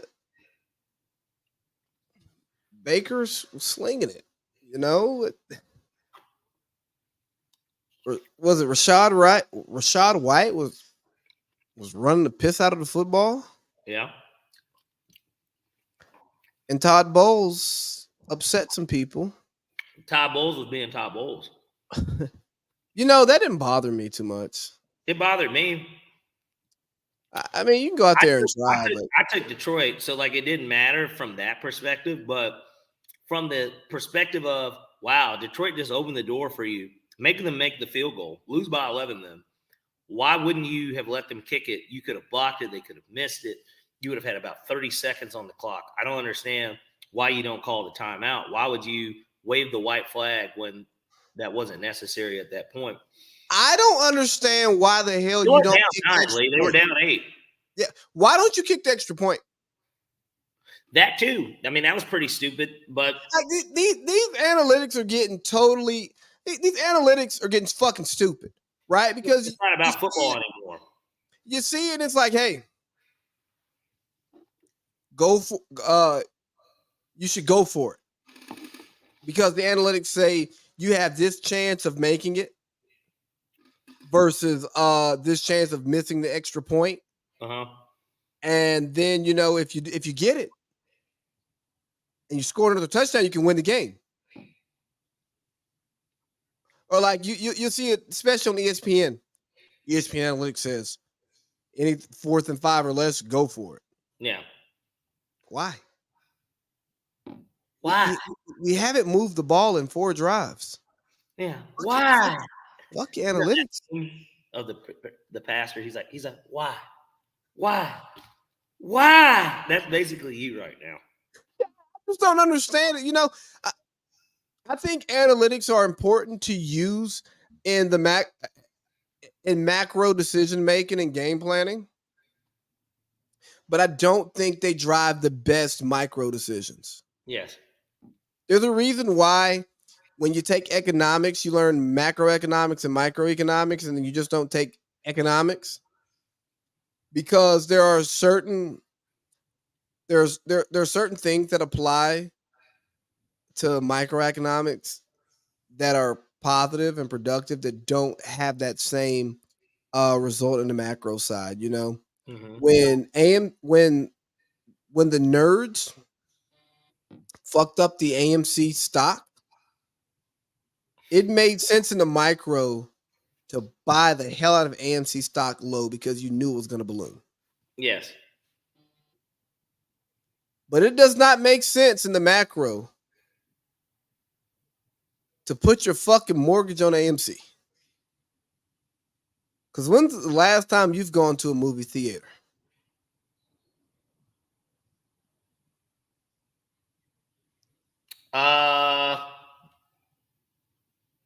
To see the last Avengers Endgame, I think that was the last movie I seen in the theaters. Was it that? Hold on. I think that was it. Yeah. Gosh, I haven't seen a long time. I haven't been to the movies since. Oh, wait. I call bullshit. Because other stuff came out. Spider-Man came out. Black Panther 2 is the last movie I saw in theaters. Yeah. It was a Marvel movie, but I knew that much. But Black Panther. I don't remember the last movie I went to see, but I'm pretty sure it was Labor Day weekend of 2021. You didn't go see Black Panther 2? Hell no. When did that come out? It came out February of 2022, maybe. It's been a year. It's been over a year. You can go see Black Panther 2? Have you ever seen it? No. Really? I was gonna see it. What about Black Panther 1? Yeah. Me and Josh Holt, we went and saw that one together. I'm fucking with you on that one. I heard Black Panther 2 was more of the Latino Panther. Yes, actually more of a reason why that beautiful home you got sitting behind me, why you guys should have been watching it. But but point being, yes, it was kind of Latino. It was blacks and Latinos getting together. Oh, people of color. Okay, got it. Yeah, essentially. Well, we're leaving out people. If we say only, yes. We're missing some other coloreds that weren't a part of that movie. Are they happy? Who, those other people, or who? Are they singing? Were they singing in the movie? Give me a high five. Cut and break. Beautiful guys. Like now. Yeah, then we had the matchup that we were waiting for. Brady versus Peyton. The remix. You know, before we get into this game, I'm really tired of the Brady. I think you mean 2023. Huh? I think you mean 2023. Because when I hear a remix, you know how like they'll do like I think they did the Welcome to Atlanta, and then it was the Migos. It was Welcome to Atlanta, and Rich Homie was like Welcome to Atlanta, babe. But that wasn't the new Atlanta, baby. It wasn't Welcome to Atlanta, the remix, because the remix was made when the original came out. But it was like Welcome to Atlanta 20. It's the new Atlanta. Or 15, yeah. So more so that is what that would have been. I don't like remix. Okay, fair enough semantics, man. Yeah, I just have to, that's not a remix because, those guys were Super Bowl champs and MVP. And that's my problem with it. Josh Allen is not MVP. He's not a Pro Bowler. He's probably not going to be All Pro this year. This year he's not. Should have been. Come on. Well, yeah, but he wasn't. He's not going to be all pro guy. So But there's only 2 of those spots every year. I mean, what can you do? be Peyton and Brady. Who was it? It was Dak and because Pat wasn't it either this year. I have to imagine it was. Pro Bowl? It was Dak and who? Oh, and Lamar. Bingo. Come on now. Yeah. So I'm fine with that though. That made sense. Dang! Shout out to when Thug and Rich Homie could work together. R.I.P. Nut. Oh, free YSL. Yeah. Shout out to YFN. Lucci gonna be home in 3 months. Yeah, but what about free YSL? Well, they took it to trial, so that's different. Yeah, but it's not free. I mean, sure. Fannie Willis ain't. DJ Academics did a crazy breakdown of Fannie Willis and her. Her sex life. Yes. I didn't know. I was honestly guessing. He really did a breakdown of like her sex life. So apparently, one of the special prosecutors that she's used Was I remember seeing that report. That it came and shit. It came from the Trump camp, but Act pulled up flight records of them going. He pulled up, of him booking. He pulled up bank records that his wife put out of him and Fannie Willis going to like Miami and shit together.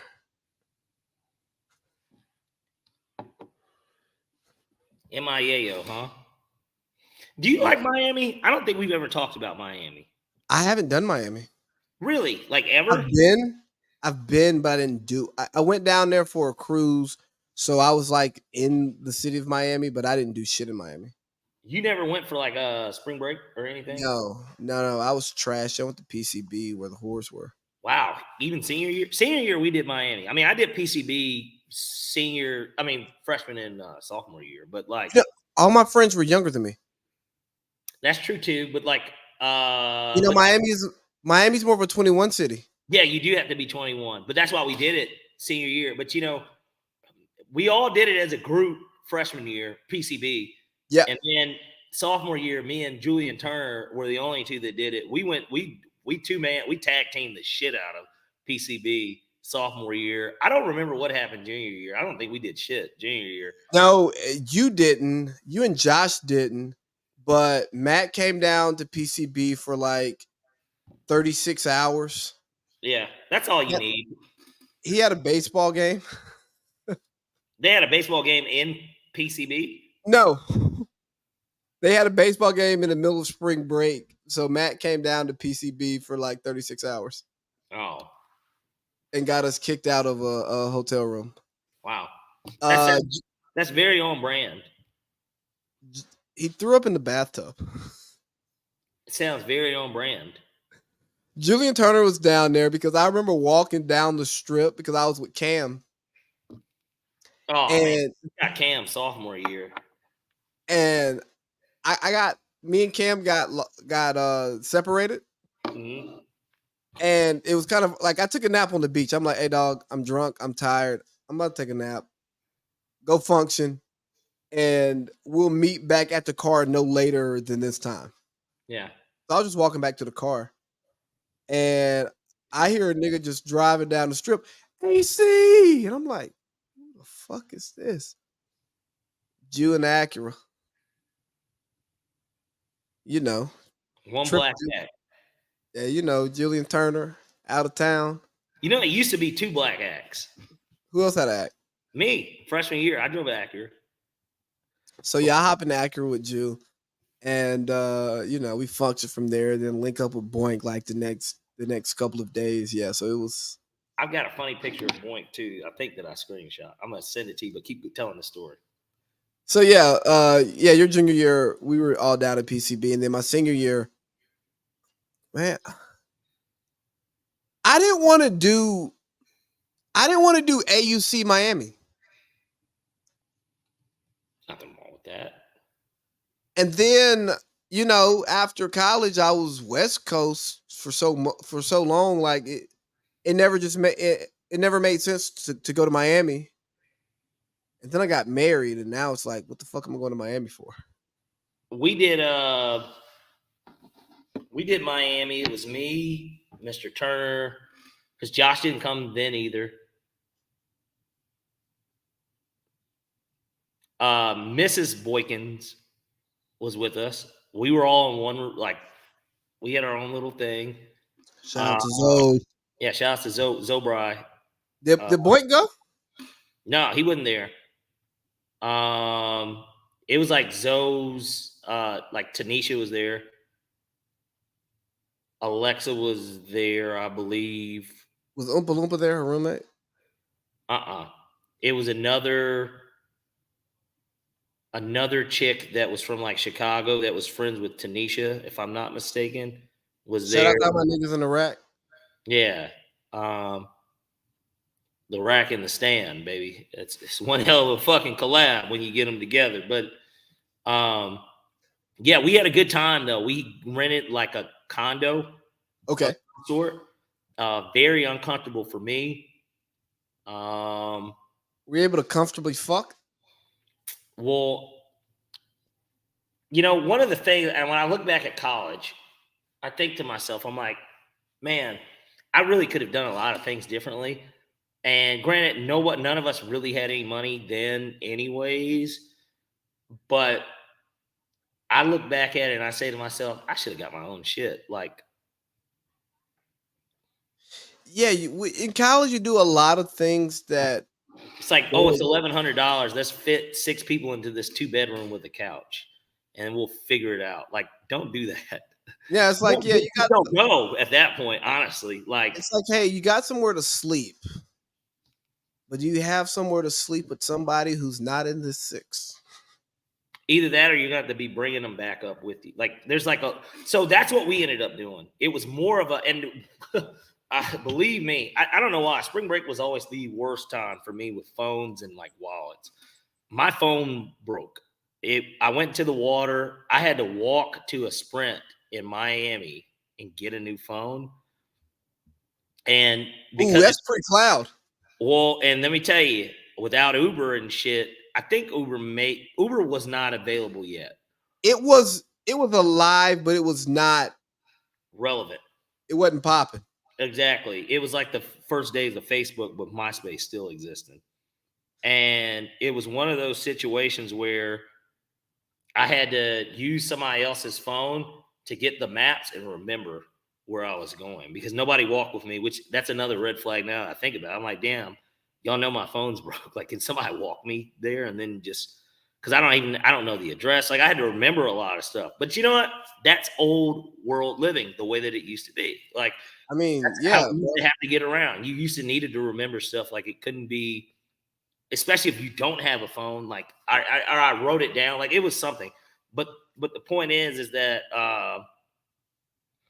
it was definitely one of those unique experiences. But point being, good time down there in Miami. I don't even remember how we got to Miami. What were we talking about to get to Miami? I don't remember. But let's wrap up this game. The Chiefs end up winning. They don't look good, but the Bills aren't that good, and they look like the team that I didn't think would make the playoffs.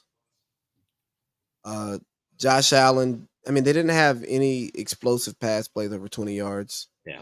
You can't win that way. Josh Allen, he threw some dimes, and they didn't get caught. We spoke about this, too, and I guess because we're on this game, I'll pose that question now. Is Josh Allen going to forever be the bridesmaid?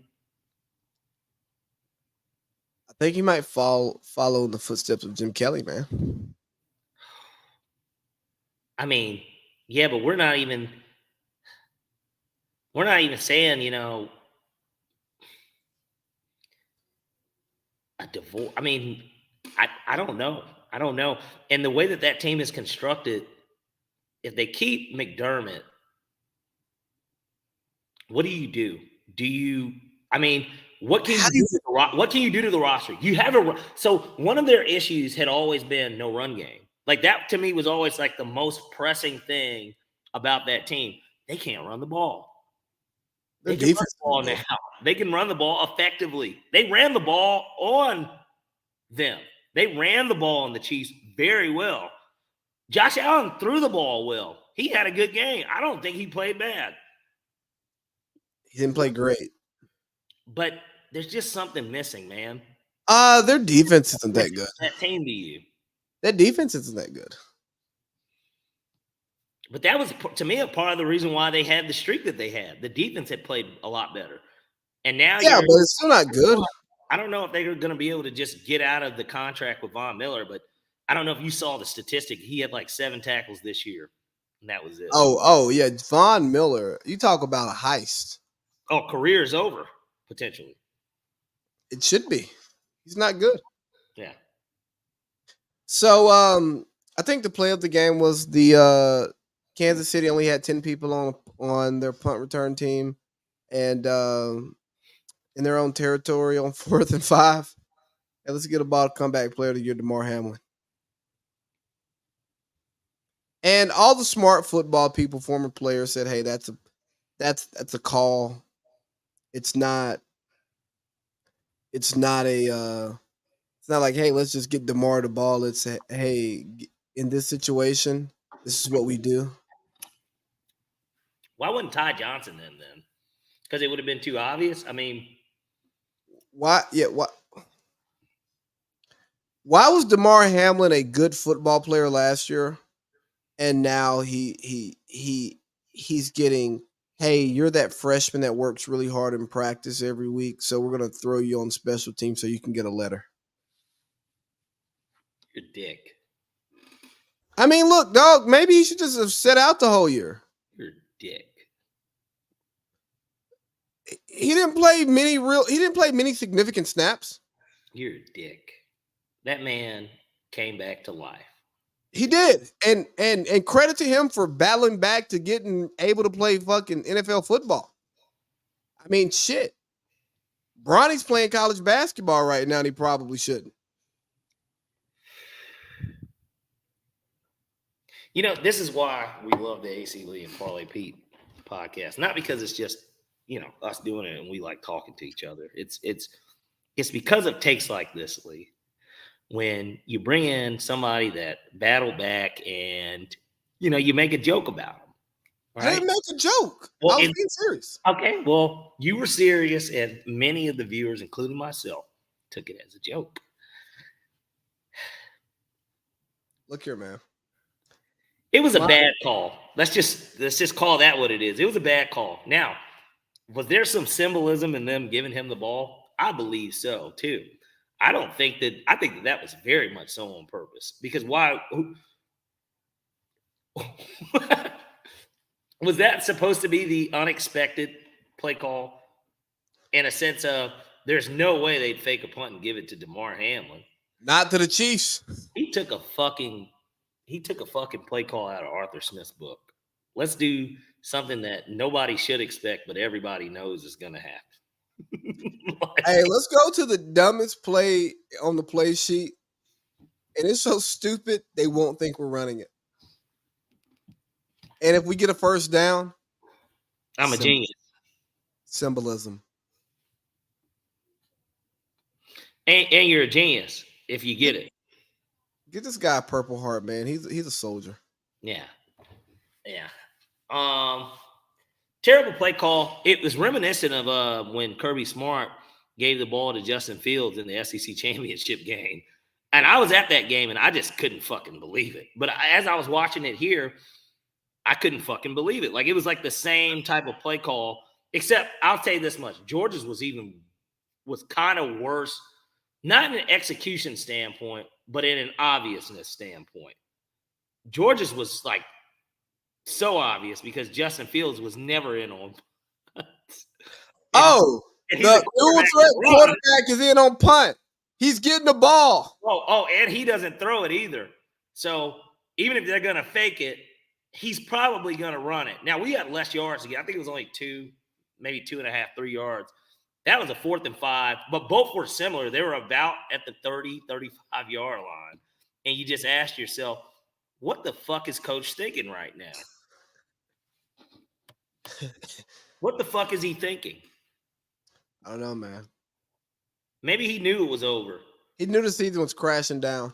No more points got scored in that game, by the way. And because of what resulted in the Chiefs' drive following the turnover on downs, it brought up a question that you're very highly in favor of. And who knows, maybe Rich moves the needle to get it changed with the competition committee about touchbacks in the end zone. Fumbles into the end zone turning into touchbacks. I don't like that rule. I think it's a trash rule. Well, a lot of people got up. It was a lot of uproar about it. And there's a chance that they do change it. That was like one of the first things that got talked about how that might be one of the new rules that we end up having changed at the winter meetings. I think it should be changed to the ball goes back to where the player lost possession, just like a fumble out of bounds anywhere else on the field. I just think that rule is far too punitive in a situation. It would be different if there was consistency, like, hey, fumble goes out of bounds, opposing team gets the ball. Yeah. All right. It's only that here. That's dumb. Dead ass. Yeah. But hey, Parlay Pete, let's preview these games really quickly and go into the picks, close out hour 2, hit some NBA and some Keyshawn Butte and some culture, okay? Okay. Go ahead. I'm pulling it up. All right, so we got 2 games this weekend. Golly, only 2 weeks left of football. If you watch whatever the NFL puts on TV next week, well, more power to you. I'm gonna find better things to do. But game 1, CBS game, 3:00. Golly, you talk about shit in the bed. If we're gonna have 2 games, don't you think wouldn't it just be great if we had an NBC, ESPN, just 2-gamer? I know, but we got literally the 2 worst booths and telecasts in general. And actually, I like Fox's telecast, but it's just Greg and Burkhardt. They don't move the needle for me. I mean, no, I don't look forward to the 4:00 game like I used to. No. And maybe Tom Brady gets in that seat next year, and he actually tells the truth. But anyways, we got Chiefs Ravens 3:00 CBS. We got Tony Romo.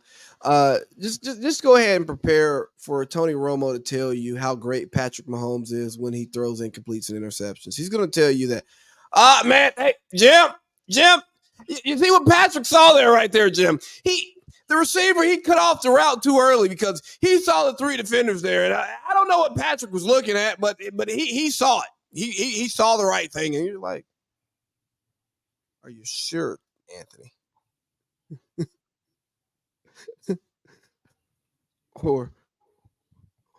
Or did Justin Hamilton just be a dog? Well, look, Chris, you hate Chris. I don't really hate Chris. I don't hate Chris. I don't hate Chris anymore. I don't hate Chris. I think Chris is Chris has my respect. And maybe because I've listened to him now for so long. I don't know. I honestly just wish that Tirico could not be there anymore and we just get Chris and Al back because sounds way better than Mike. You know, when it just sounds better when he says Al. You can hear those cowboy killers just hitting fucking Al in the face. Al. You know, Patrick Mahomes, nobody plays quarterback like him. Look, let me tell you something. Patrick Mahomes could go down to Magic City in Atlanta and everybody would think that he was the trick because of the way that he pulls out everything, but he's the one making all the money in there. It's unbelievable what guys like him and Josh Allen can do on a week-to-week basis. You know, it reminds me of that time when if Josh Allen had just beaten Joe Burrow, they would have been right down the street from Magic City. You know, they would have been playing an AFC championship game at a neutral site, something that the NFL wanted to see.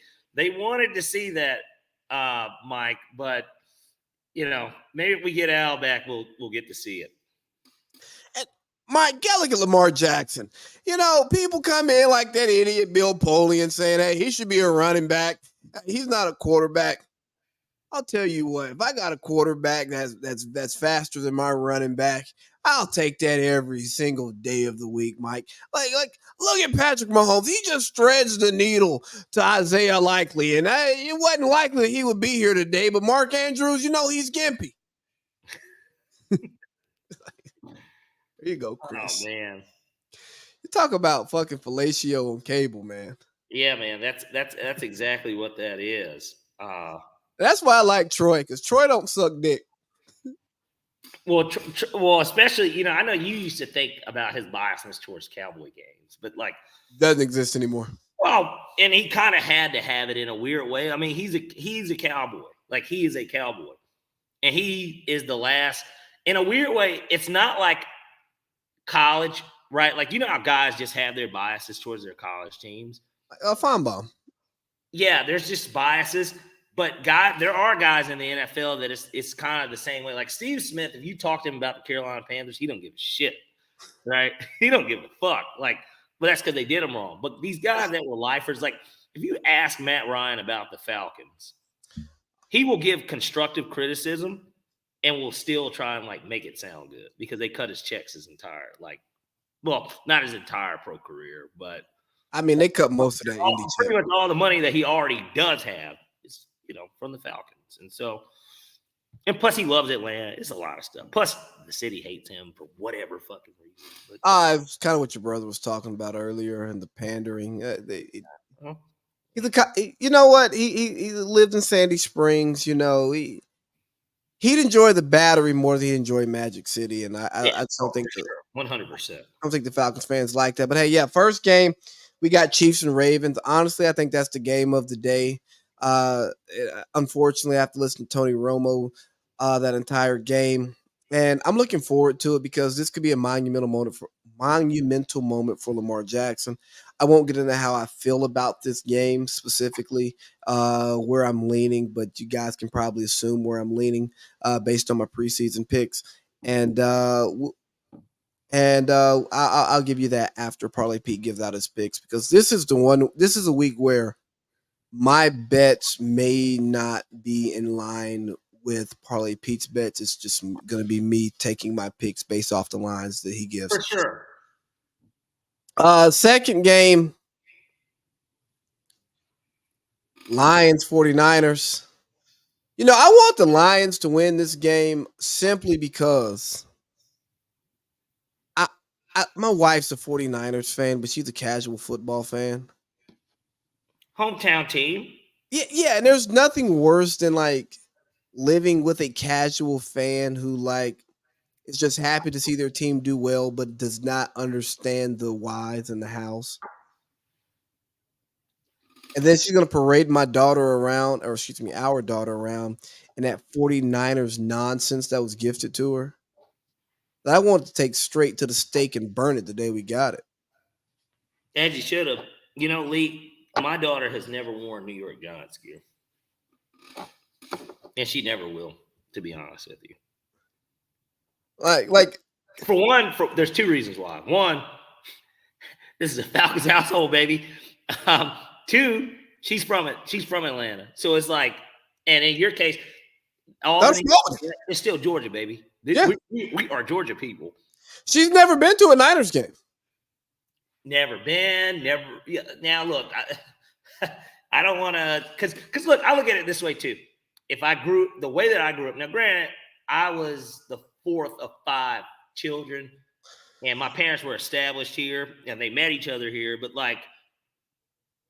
my mom grew up a Philadelphia Eagles fan, and my dad grew up a Dallas Cowboys fan. Yeah, I met those Cowboys fans 2 weeks ago. Oh, yeah. So, yeah, you did get to see all my dad's side, the Hodges side of my family. Yeah. They're all very much so. You didn't even get to meet my mom's side. But, but they're Philly. I mean, that's where they're from. So, I get it. But, and then just up north people, hell, you might have even, and I'm not going to talk about this on the podcast, but you might have even been able to tell when my aunt got up there to speak that up northness or whatever. She of gave what- Northerner vibes. Yes, the very directness of what she was trying to talk about while we were up there, of all things. But I got an email, buddy. well, and then I have an aunt too she's my cousin actually, that you may have not even realized she's a Buffalo Bills fan. But that's because one of my uncles, a lot of my uncles were in the military, and one of them was stationed like up there in Buffalo, and that's where she was born, and that's where she kind of had grew up before he moved back to Texas. But she grew up a Bills fan, and like she's a dedicated, like she goes to all the Bills games, and She's jumping through tables. nah, she's big. I don't know if I don't know if you had met her, but she was like one of the taller women there. She's like 6 feet easily. Big Bills fan though. Big Bills fan. I was trying to see if she was at the game when I went up there. I don't think she was, but she was gonna be here. She went to Howard. Hold on. So like that, but Bison, whatever. But The real HU. yeah. What It y'all is thought about that? for what it's worth. Yeah. You would say, right? I would say. I think it's the I mean, that's the only HU I applied to. one of those only Christophers we acknowledge is Wallace. And Adam. But nonetheless, I'm and Pierce.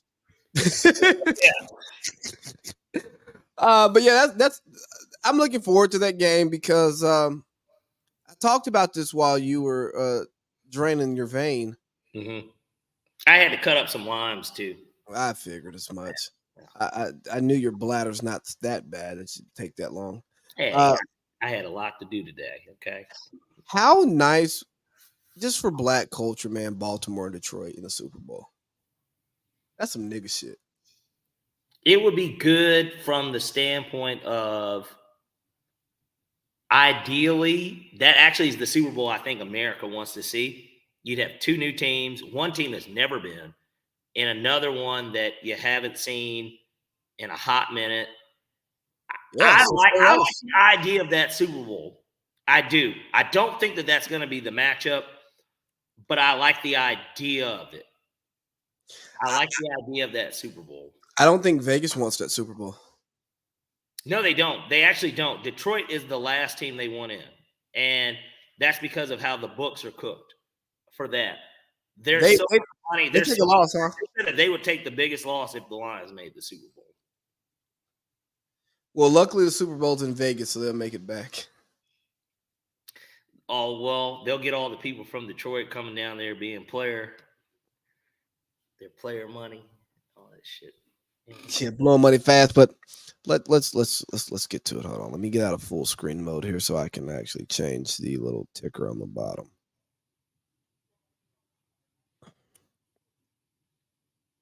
Ladies and gentlemen, it is time for Parlay Pete's NFL 6-pack. 6. All right. Wow. Conference championship week. It's here. Like, can you believe it? Like, it's actually here. Ooh, I can't believe it. It's been such a long season, man, and we finally made it to conference championship week. And with conference championship week comes conference championship picks. And we're going to still do a 6-pack, although there's only 2 games.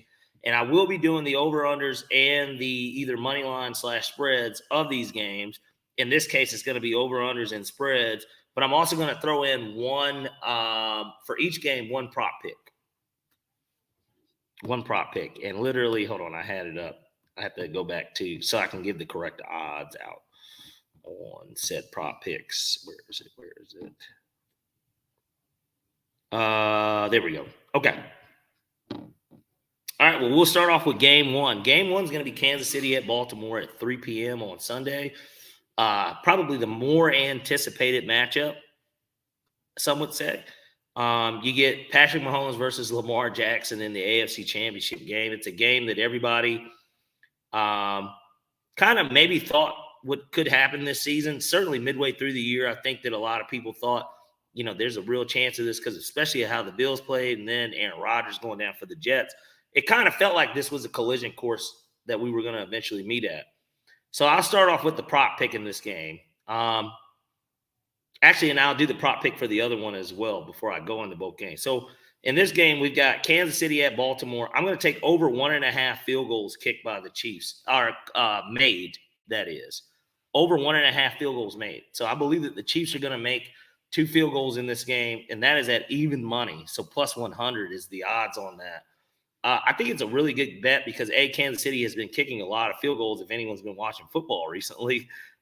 They've been kind of selling for a lot of field goals, and as good as Baltimore's defense is, to say that the Chiefs are just going to get shut down is crazy, but maybe they limit them to more field goals. At even money, I think that that's a fantastic bet. Like, that's a 5-star bet in my book. So give me over 1.5 field goals made by the Chiefs and the Chiefs at Baltimore Ravens game. Detroit at San Francisco, my prop bet in this one's going to be over 4.5 receptions for Sam Laporta. I'm going to get into better detail on why I love this bet, but it's at minus 160, which is kind of high, but like he's going to get the 5 catches. So it's kind of just like a lock to me too. And now we'll actually get to the games and my game picks. So we've got Kansas City. Minus 160? Yeah, over 4.5 receptions for Sam Laporta. Go-to man for Jared Goff. I expect him. He's only gotten healthier and healthier every week too. I just expect him to get the ball plenty. And if they're trailing, which some may believe that they will be, he's definitely going to be getting thrown the ball. So, nonetheless, we got Kansas City at Baltimore. I've been wrestling with these picks seriously all week. I literally have been trying to figure out what direction would I head in on these games. And I'm going to tell you right now. So, give me the Chiefs plus 4. That is what they've got the line at. I've got to take Pat on the points. I just cannot not do it. I think the game is going to be close regardless of who you think is going to win. And I think 4 points is a lot to be giving Patrick Mahomes, even though every metric probably says that Baltimore is going to beat them in this game. I don't bet against bad motherfuckers. And as good as Lamar Jackson is, he is not Patrick Mahomes. And people need to remember that. He really isn't at the end of the day. They're about to have the same amount of MVPs. Them niggas are not the same dudes. They're not. And everybody needs to remember that. Patrick Mahomes is entering his 6th straight AFC championship in his 6th season as a starter. Let's put some respect on his name. Plus 4 Kansas City. Next, we got the over-under in that game. They have it at 44.5. I'm going to buy the point, and I'm going to take the over. So I like over 43.5 in the Chiefs-Ravens game. I expect there to actually be some points scored in this game because I expect Kansas City to score some points. And because I expect Kansas City to score some points, I just don't foresee how it doesn't go over 43.5 in this type of scenario. Next, we'll get to the NFC Championship game. We got the Detroit Lions at the San Francisco 49ers. So this was another tricky one in a sense of the 49ers were my Super Bowl pick at the start of the year, as you know. I have them winning the whole thing. And there's just something about what I saw on Saturday that makes me want to backtrack that. I'm not going to take Detroit to win the game, but I am going to take them at plus 7.5. I do think that they're going to cover because I think that Detroit is better than Green Bay.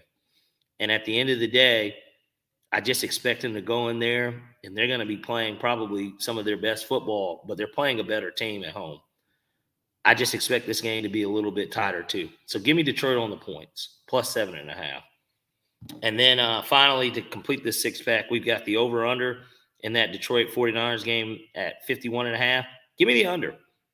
I actually like under 51.5. I initially kind of like the over, but the more and more I look at it, I expect both of these teams to run the ball. And unless somebody is running the ball really well on another, they're going to eat enough clock.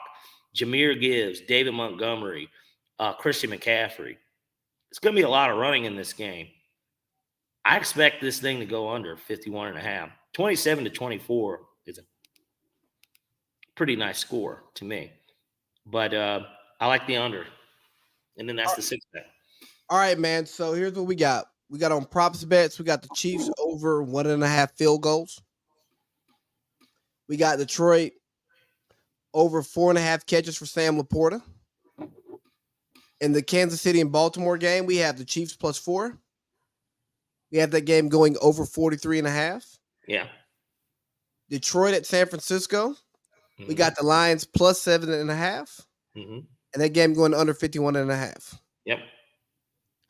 If you like it, then I love it.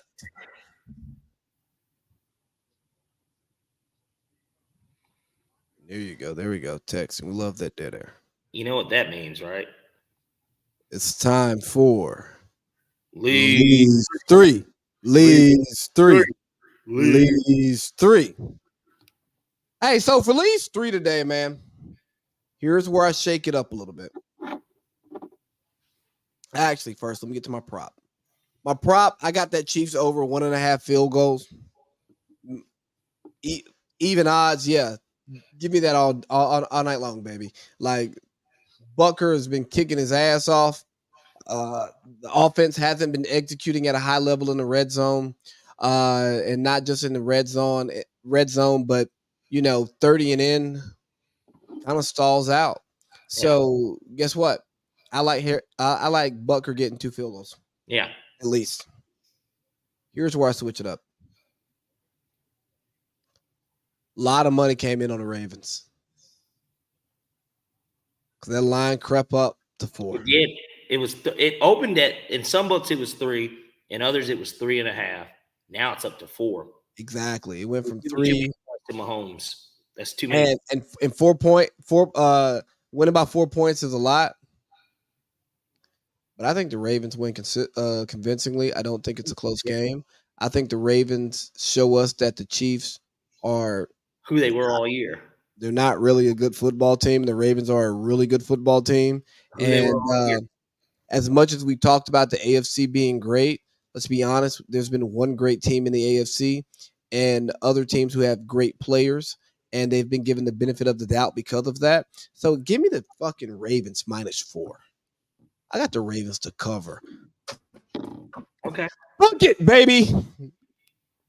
And then lastly, I think this is an easy one. Lions +7.5. I won't be shocked if the Lions go into Levi Stadium and win that game.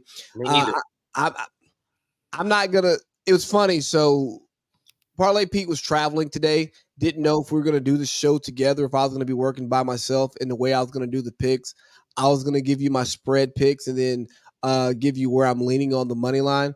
I would take the Lions – I'm leaning Lions money line, but the pick that I'm comfortable giving out is Lions +7.5, man.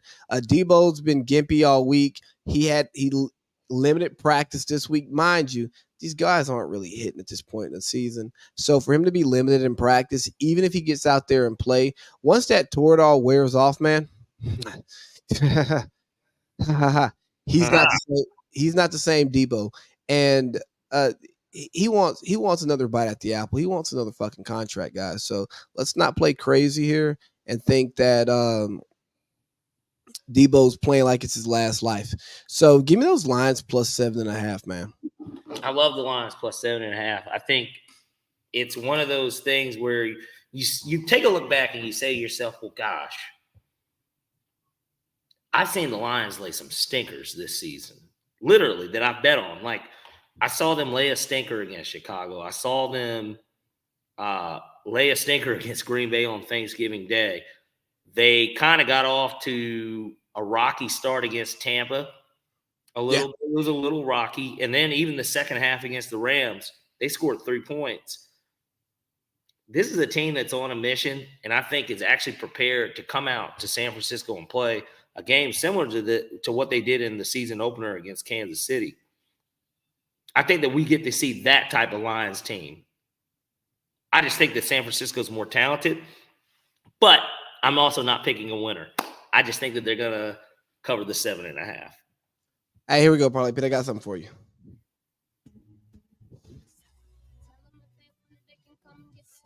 This is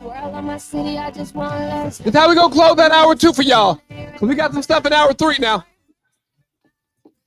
rotten apple by the poison tree. All these females need to email to make noise, and nothing's changing a lot. He fuck with my authority, then he shells seashells, but not by the seashore. If he gang banging or not, it's simple as I thought you were gonna give us he definitely is about it. It's retail fraud. He's sweet. I know that Flo Millie is from Alabama, right? I don't know if Flo Millie's from. Oh, I thought you were gonna give us In my autobiography, Range Rover. This ain't the squash beef steak. You think it make up? Boy, he's fake. The twin. I got Royce and I got M. And I got Sean. You didn't want to give us Ron Artest, Babyface Ray, and 42 Doug. All right, Royce, stop rapping so good. I just want the hook. I don't got time to evict these clowns. Y'all niggas been bitches. That's none of my business, but I don't sip feed. It's not around this block. All he know is pitfalls. That's why he always climbing out his block. My library. Do you want to ride or die?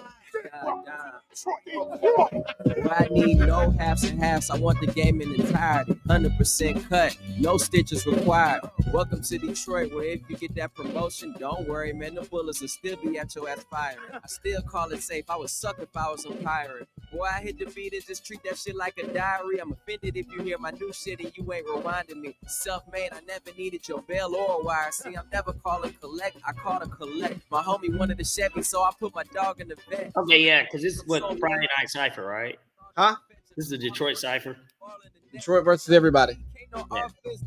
And Sean rapping right now. These hoes get drunk off me. I'm over-respected. My mom and gated communities overprotective, so futuristic. I'm already over my next bitch. Reminiscing on listening to 50 times a day. Back when 10th grade was like 50 days away. Trying to get paid 50 ways a day. Used to put 50 on the layaway. Now my closet 50 shades of gray. 26 and I done lived a lifetime a few times. He pisses me off because he can rap so well and he doesn't rap anymore. Who, Sean? Yeah. Every day I'm hitting new primes. Not a You know, but Big Sean, that's the new lines. Take it down my number like you still ain't got. Yeah, he went head to head with Kendrick. he was never on that level. And he's a great rapper. Like, he actually can rap, but like The songs and the raps didn't add up. well, you know, for me too, I'm a big Drake. Kanye. So like Here we go. This is what we played this for.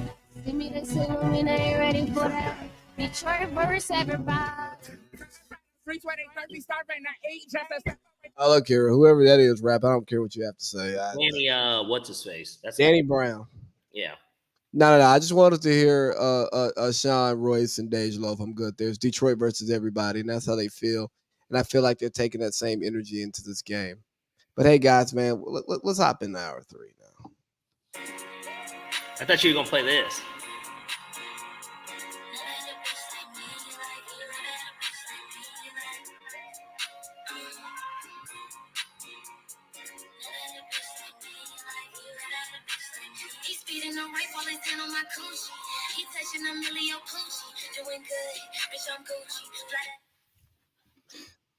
Nah, man, Detroit versus everybody. But hey, man, Giannis, the coach killer, is here. Giannis has arrived, Mr. If I don't like you, you gotta go. He's on his 3rd coach in 9 months. Let me repeat. Giannis Antetokounmpo is on his 3rd coach in 9 months. Adrian Griffin out, advisor to the team. Doc Rivers is in immediately. You're a dickhead too for throwing that out there. I mean, he was consulting the team. He was. And we all need consultants. And he consulted himself into a job. Do you think that this was set up? And if so, the real question is, what took them so long to just do this? Why didn't they just do it from the get-go? Because it was you gotta be honest, this was a head scratcher of a hire to begin with. Look at the timeline of it. They fired Bud. Adrian Griffin was on the Raptors staff where Nick Nurse got fired. But you didn't want Nick Nurse. They didn't promote him to even be the head coach of the team. So it's not like it was this like, oh, this is like a bright assistant that you know, we won in, right? It wasn't one of those situations. And so, um, you know, and maybe this is just the new age NBA firing guys into their first season. Maybe it's just the sports in general. Tepper did it in Carolina, right? Like maybe Tepper's not good. Like you're like, man, fuck it, I'm a billionaire. What is this? Like, I don't care. Yeah, bro, I already committed to pay you anyways. I don't even care to see it. I've seen enough. I have the money. Fuck you, like type shit. Like, And that's what it is, man. And also, I think that the team, obviously, there's a disconnect with the team. You've heard some people in NBA circles say, not a shocker here. yeah. So that tells you something. Gilbert Arenas said, hey, man, this isn't a basketball thing. It's bigger than basketball. The Terry Stotts leaving the team to start the season was definitely okay, this is kind of weird. Yeah. This is supposed to be your lead assistant, the guy who Dame's comfortable with too. It's like and Giannis had a quote to say, hey, the front office's job is to create the best team possible and the best atmosphere around the team possible. What they believe gives us a better chance to win a championship. But yeah, I do think firing Coach Griffin was a surprise. He went on to talk about how he loves Coach Griffin, how he invited him to his wedding. And all I can take away from that is, hey, Giannis, welcome to the Superstar Club. You've now got your platinum card. You are an official coach killer. official, huh? He's official. He's joined Michael Jordan. He's joined LeBron James. He's joined Kobe. He's joined Magic Johnson. He's joined Kobe kill, man. Rudy Tomjanovich. Rudy fucking had cancer. He killed Phil, but they brought him back to life like he was Lazarus. You know,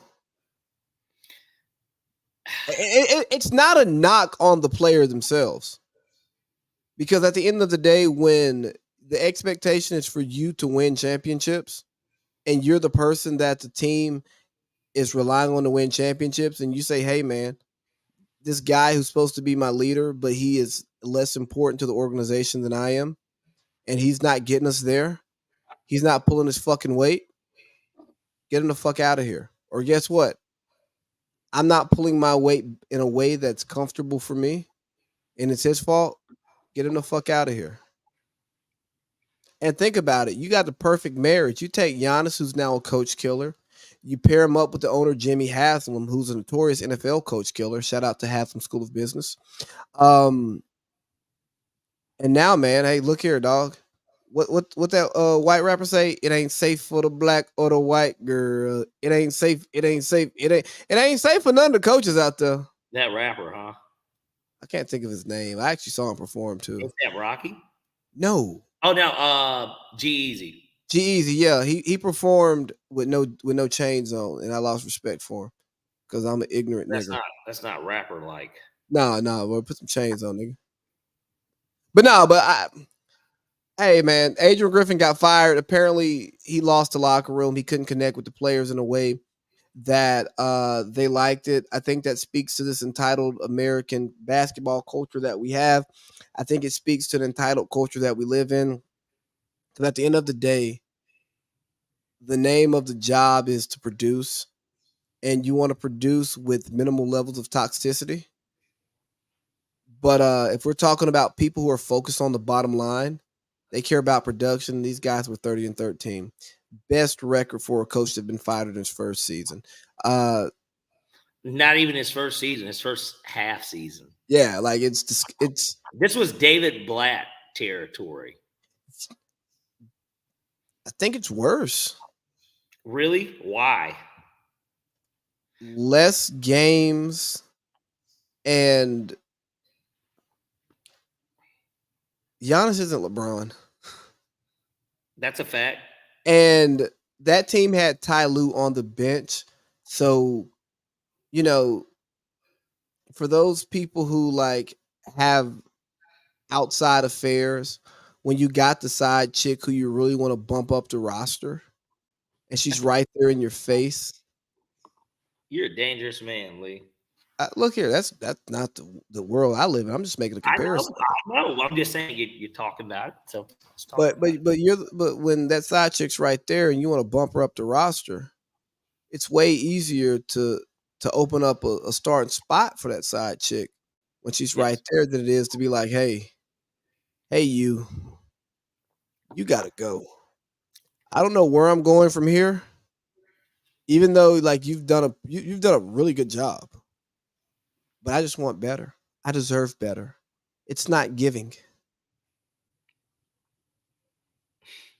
I wanted all or nothing at all, and you're not giving me the all that I want, that I deserve.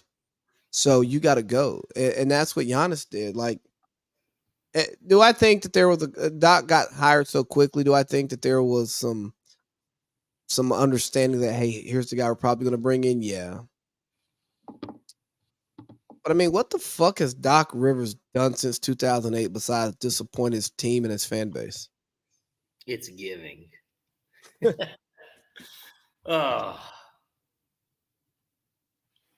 Nothing. To answer your question, he's one of the people that's lived off of a championship for far too long, and it's one of those things where you question why he continues to get these jobs. This might be the most plus job he's been given. Now, expectations are sky high. Don't get it twisted. Like, he's got a lot of things that he's got to live up to. But in terms of the jobs that he's had, do you think that there's a better one than these outside of when he did? I mean, was that Doc's first year in Boston? The year they won the first year? Was that his first year as the coach? Let's pull up Wikipedia. I don't know why I feel like he was there. Let's just see. I'm pulling it up right now. See, Doc. No, he was already there. And that's what I thought. I thought that he had already been there. So I guess he had taken. Hey, whoa. I know you're not watching the Lakers post-game presser on League Pass. D'Lo has on a white fishnet top with nothing underneath it, sipping a chilled what appears to be a coffee with some sunglasses on and some pink pants. And he's ready to go. Be a Falcons cheerleader. Yeah, man. Send him to the A. Send DeJounte. Anyways, back to Glenn Rivers. Gosh, he doesn't even get the respect of Doc anymore, huh? He's not. Well, I mean, he's the doctor that's going to fix all of Giannis's problems. So they say. Do you say it? You know, here, this is when we start to watch the NBA more once football season's winding down. Of course, I watch because of, gambling. But like, I think that one of the issues that they've had, and I don't have to listen to a pundit, I've just seen it. Bucks don't play any defense, and so it's kind of like, well, you've got Brook Lopez, who was, I think, runner-up for DPOY last year. Giannis has won the fucking award twice now. You lost Drew Holiday, which you kind of expected from a perimeter standpoint. You were going to be losing a great defensive player. Bobby Portis, he's still a pretty solid defensive player. You lost Grayson Allen, who's a pest. Maybe he's not a great defensive player, but he's a pest. So there are a lot of different things that they were going to have to do. And then there's really not much depth. I mean, you really want to put the Thanasis in?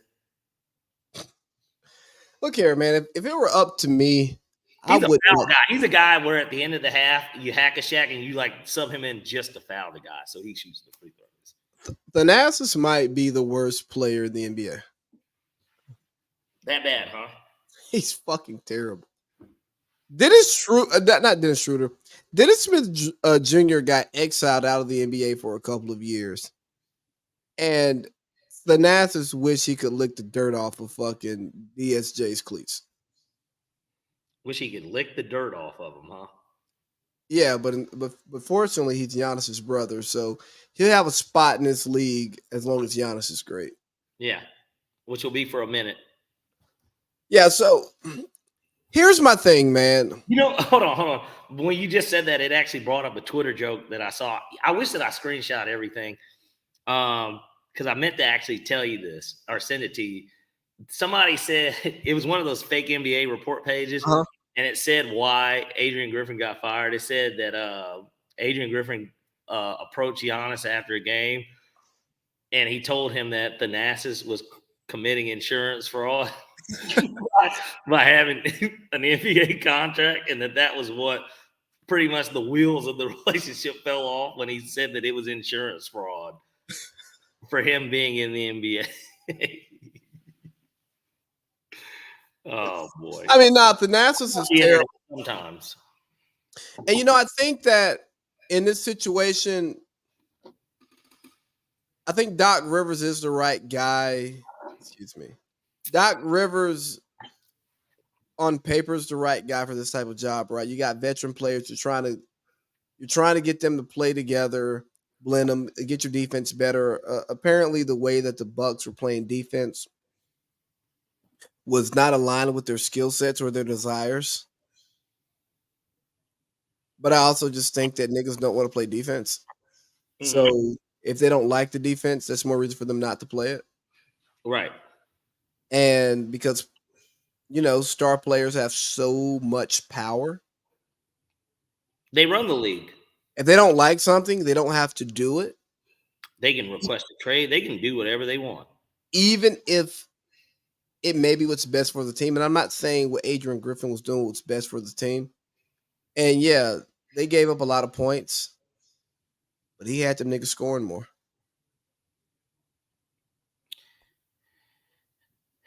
Let's ask the really tough questions. Why was Bud fired in the first place? Bud had won a title. Giannis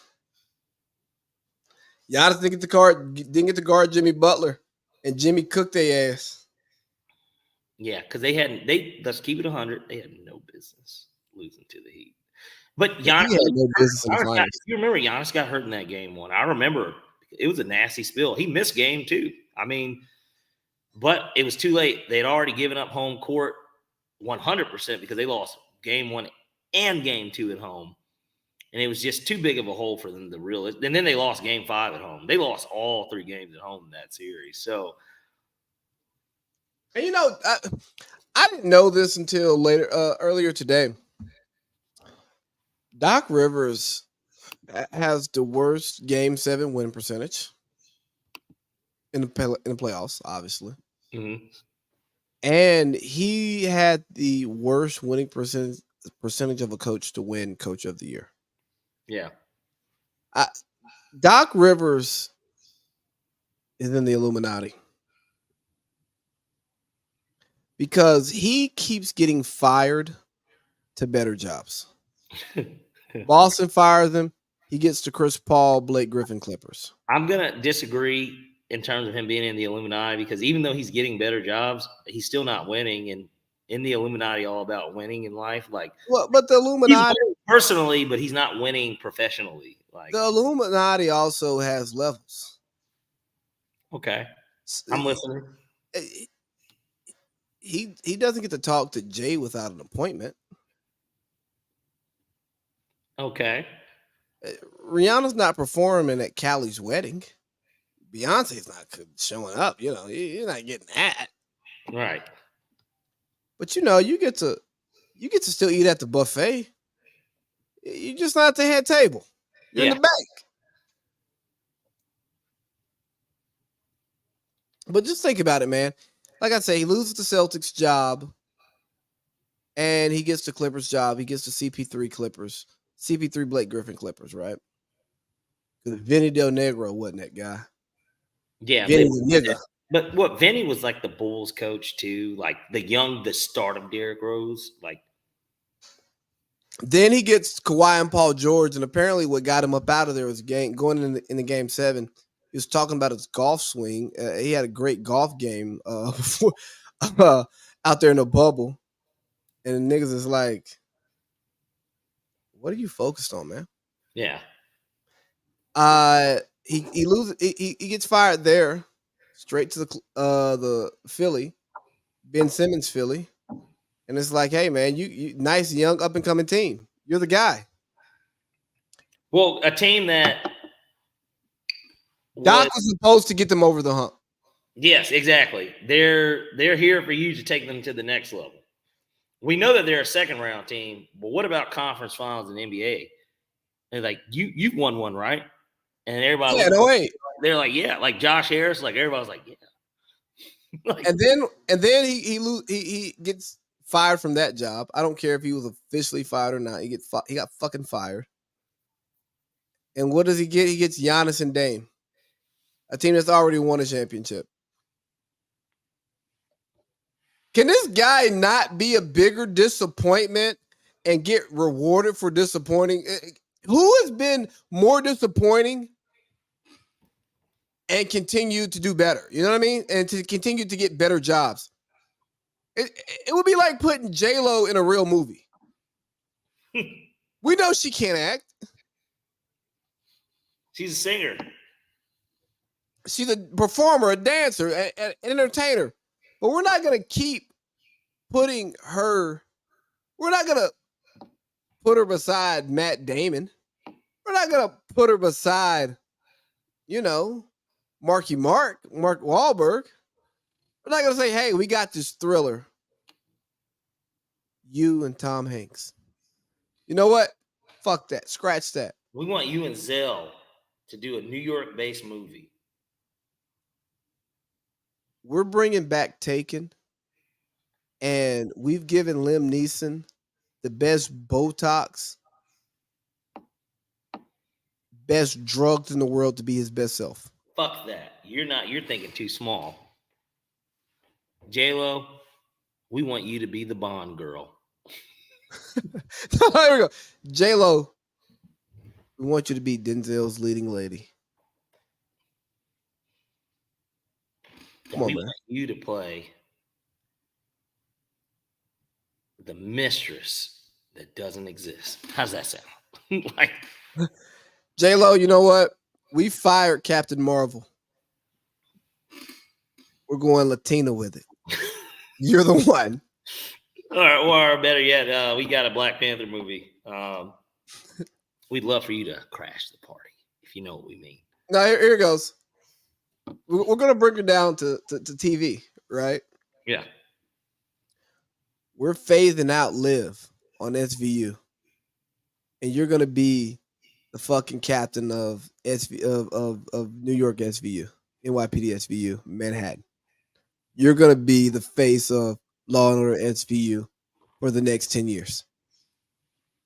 Doesn't happen.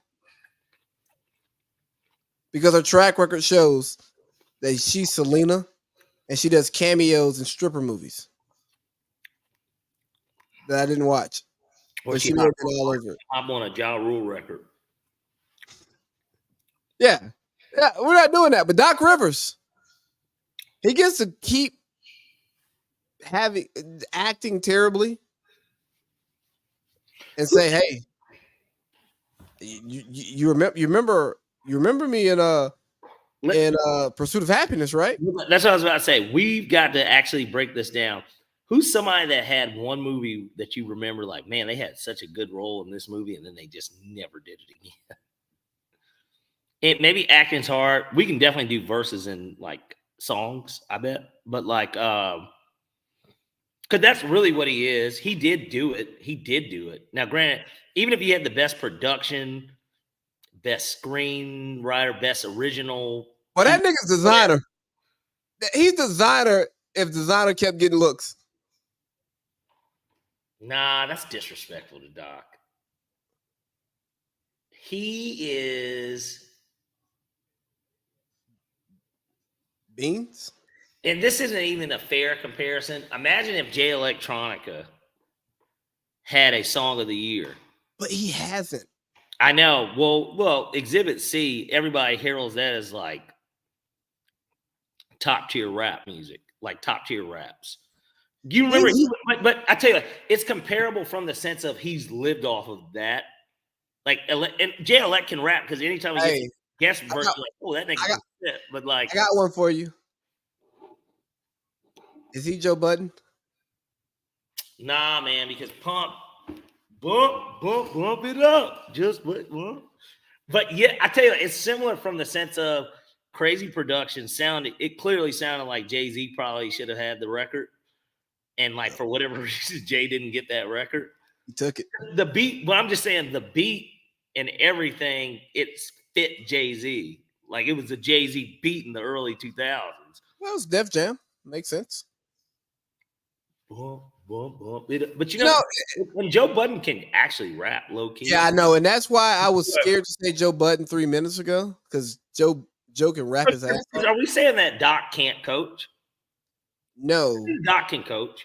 We're saying that he's just not a championship coach. He's not Eric Spoelstra. Yes, he can't do anything with nothing. And he got a lot of that credit, though, because of the T-Mac rap magic. He got coach of the year. You remember, like, one of those years. They were 41-41. But Pat Garrity was, like, the number 2 option on that team. They were 41-41. And they won, like, 37 games the year before. Pat Garrity was, like, the number 2 option, and T-Mac was not 30-point T-Mac before he got there, too, for what it's worth.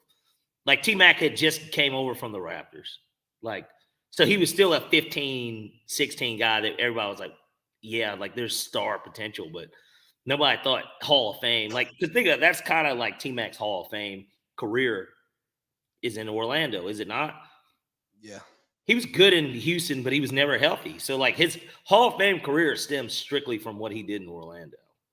Doc Rivers is a top. Gilbert Arenas should be in the Hall of Fame, by the way. Who? The more and more I look at it, a guy like Gilbert Arenas should be in the Hall of Fame too. If T-Mac's in, yeah. I think so. It's just my opinion. When I just thought about that, I'm like, whose runs were similar? I'm like, their runs were pretty fucking similar. T-Mac's game was a little bit more appealing because he was a high flyer. Yeah, because he was like a high flyer too. But like Gilbert Arenas also was nasty. Steph Curry kind of before Steph Curry in a weird way. Like he was Steph Curry Dame before we liked combo guards. Yes, exactly. But he was also like 6'4". He did have a 4-year run just like T-Mac of straight health of like, this guy's a bucket. Like, and you know what? He didn't make the Olympic team either. Because he's an Adidas guy. Kind of like Trey. Nobody believed in him, remember? That's the Zero commercial. Yeah, so Giannis is a coach killer. Doc keeps falling up. Good for him. All-star starters were announced today. Mm-hmm. Let's see what we got here. It was Giannis. This is the East. Giannis, Tatum, Embiid, Dame, Halliburton, and Dame. Dame should not have been the guard. Trae Young should have been the guard. Trae or even Brunson. I would have been okay with Brunson too. And I understand your take on Brunson, but it doesn't matter. It's about no. My take on Brunson not being in the All-Star game, it has nothing to do with him getting the right to go. Okay. I look at the All-Star game as a TV show. It is. So let's make this the best TV show possible. It is. And Jalen Brunson's game is not a good TV show. Yeah, I don't. It's like Kyle Lowry making it. Yeah, he deserved to be there. But Kyle Lowry's not even a gamer. Like, I watched Jalen Brunson drop 50 on the Suns one night, and I think that was one of those nights I texted you and I said the Suns aren't a good basketball team because I couldn't fucking believe what I was watching, man. I couldn't believe it. It was atrocious, bro. They didn't play defense. They gave up. It was just bad. They were shacking a fool, nigga. That's what it looked like to me. Like the Suns are that like is that pretty girl in the strip club who hasn't really committed to it yet. She doesn't have the tattoos. She still wants to get a corporate job. I was like, baby, you don't have to do this. You don't have to be giving up ass like this. Yeah. You can do better. But yeah, I think Trae is the biggest snub of the East starters. This is what happens when the media votes because the media doesn't like Trae Young. And Tyrese Halliburton's likely not playing in the All-Star game. So let's see if Trae becomes that number 2. You don't think he's going to do what Giannis did?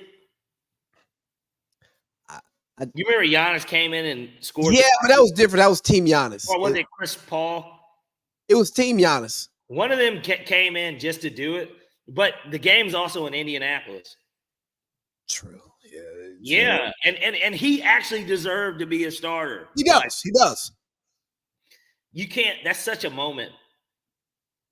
True. And then you got the West starters. You got Shea Gildress, Luka Doncic, LeBron, KD, and Jokic.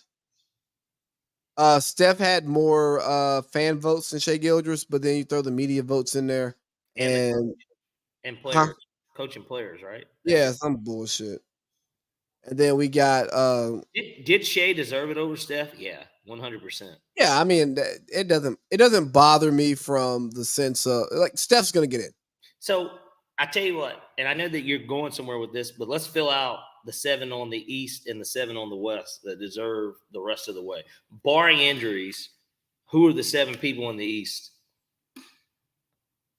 All right, so 7 more. Golly, I'm gonna pull up I'm gonna go Brunson. Okay. Trey. That's a lock. Those are locks. Those are because what? It'll be 3-3 and then maybe a wild card, right? So I'll go Brunson. I'm gonna go Brunson, Trey. I guess Jaylen Brown. That's a forward. I guess you got 2 and 1. I guess Bam. Really? What other bigs are we putting in the East? I'm not putting Kristaps in. I'm about to look at it right now. I think the coaches are going to. Here are your guards. Your guards are Mitchell. Yeah. Young. Yeah. Brunson. Yeah. Those are 3 guards. Lock them in. Your 3 bigs. Brown. Yep. Randall. Probably. DeRozan, because he's a forward. DeRozan. What are his numbers? 22. Hold on. Where are the rebounds and assists? You got to remember, the East is weaker than the West. Yes. Where is he? Hold on. 22, 5, and 4. But he's a staple, too, of getting in. What are Jimmy? Now I'll tell you, but I'd take DeRozan over Jimmy. Honestly. Jimmy's averaging 20. I'll tell you who might trip him up. Banchero, I think, could easily get in this year. Because I'll tell you, too, here's my wild card. Because I just named the 3 guards, and then there's going to be 3 forwards, and then there's a wild card. The wild card, who is the guaranteed wild card, he's like the Joker in a game of spades, is Tyrese Maxey. Tyrese Maxey's getting in, too. So what about Derek White? 4 guards. No. So Maxey, Brunson, Young, and Mitchell are all in. They're in. Those 4 are in. And then Brown's in. And then you've only got 2 spots. And my thought would be Banchero, because the Magic have a winning record and they've been playing good basketball. You probably put him in because he's the best player on the team. But you could throw that. I think you go Bam for competitive balance because you're trying to get a big. I don't know. I mean, you could throw Bridges in potentially. You could throw Pascal Siakam. I know he got traded, but like, he ain't getting in. Ain't nobody come to see you, Otis. Scotty Barnes has actually been playing some really good fucking basketball too. That's just the truth. Like, he ain't getting in. Man, he's so well balanced. He's a really good basketball player. But so you could throw that up there. Now the West is much more competitive, especially because now it is a West and East thing again. So Steph Curry, Devin Booker, Ant-Man, Kawhi, Anthony Davis. We got Paul 2 George. more. Paul George. Yeah, I want Paul George there. Kyrie Irving. You know how the media feels about him. I know, but Zion possibly gets in. Yeah. It's going to be interesting. They're going to be good players. Paul Murray's out of it again. Wemby might even get. But no, the bench is chosen by just the media, though, right? No, the coaches. Wemby's not getting in. But Wemby shouldn't get in. Oh, Cat could get in. Oh, look. Okay, look. On TNT, they actually have it up. They have Brunson, Mitchell, Maxey, Adebayo, Brown, Banchero, Randall. Everybody pretty much. Wow. Trae Young is not on anyone but Shaq's list. Well, they don't watch games. They all have Bam, Banchero. So look, they literally. Hold on, let me rewind it back.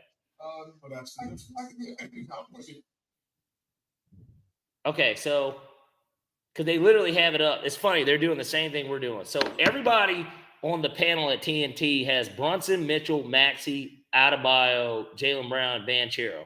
All locks. All the wild cards, EJ and Kenny have Randall, Shaq has Trae Young, and then Charles Barkley has Miles Turner. You mean Miles Turner? Yeah, for the Pacers. Yeah, Miles Turner. He's not getting All-Star game. Yeah, but that's Chuck showing love to like a big man. I don't know. But like bro, how does I get the Hawks are not playing good basketball? Well, they're putting up Trae's numbers 27 and 11. There's just no fucking way. There's just no way that I don't care how bad the Hawks are. Trae Young started a year the Hawks that had a losing record. Trae Young's an all-star. Anyone that says otherwise, bro, that shit is strictly hate. Like, it is straight hate. Well, I think Russell Westbrook got all those nods without Durant. Okay, hold on. I got to pause it. Okay, and now for the West, they have Curry, Edwards, Leonard, Davis, George, Booker. Everybody has Booker except Charles. And they got Fox. Kenny and Charles got Fox. Yes, they both have Fox. Correct. But Charles doesn't have Booker, and then Kenny doesn't have Sabonis. And De'Aaron is averaging 27 and 5.5 assists. His numbers aren't as good as Trae's then. In reality, like I'm saying, just if we're no, they're not. Contrasting, I know one team is winning, but bro, 27-11 is 27-11, man. Come on, man. Yeah, and maybe here's the thing: if Halliburton doesn't play, maybe Trae gets to me. Trae's the one that gets in. Maxey might be the one you leave out.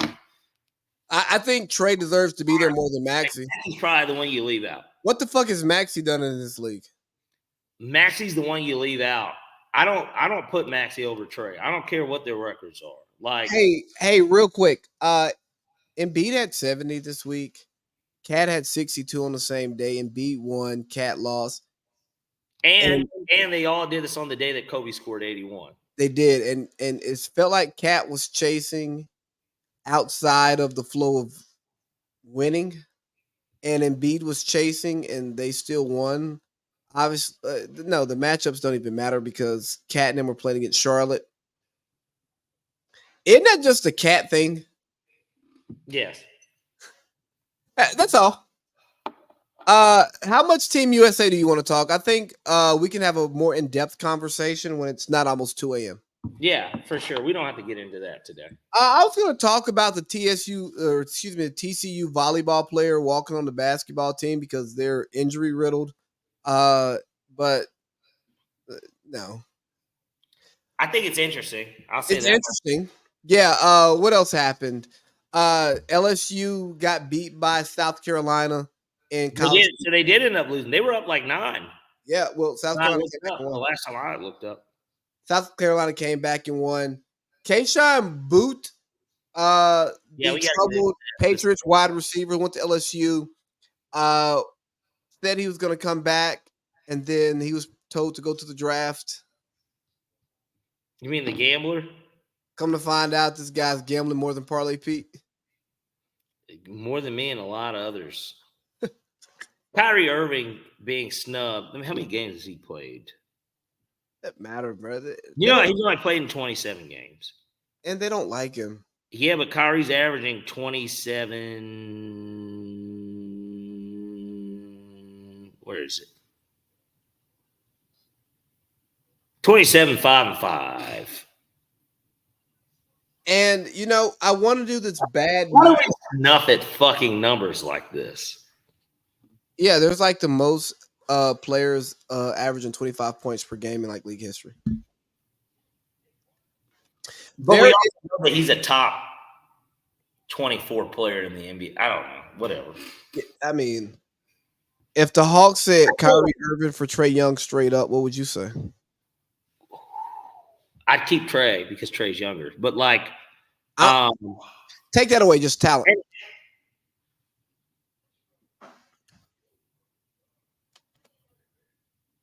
I take Kyrie, talent wise. Same. What about this then? I got one culture thing. Kyrie for Donovan Mitchell, straight up. Kyrie. You take him back to Cleveland, right? Like if you were Cleveland. I think Kyrie's better. I think he's more consistent. Yeah, Donovan had that 70-point game, but he had a 70 ball, right? Yeah. Okay. I don't know. There's so many guys you could interchange. Would you trade De'Aaron Fox for Kyrie Irving? That probably the right answer is yes, but I'm such a De'Aaron Fox stan that I'm going to say no. It's all bias. Backed in nothing but my bias because I love De'Aaron Fox. By the way, if Colin Sexton's numbers as a starter, he's been starting since the start of the new year, he would be in the top 15 in the NBA in scoring.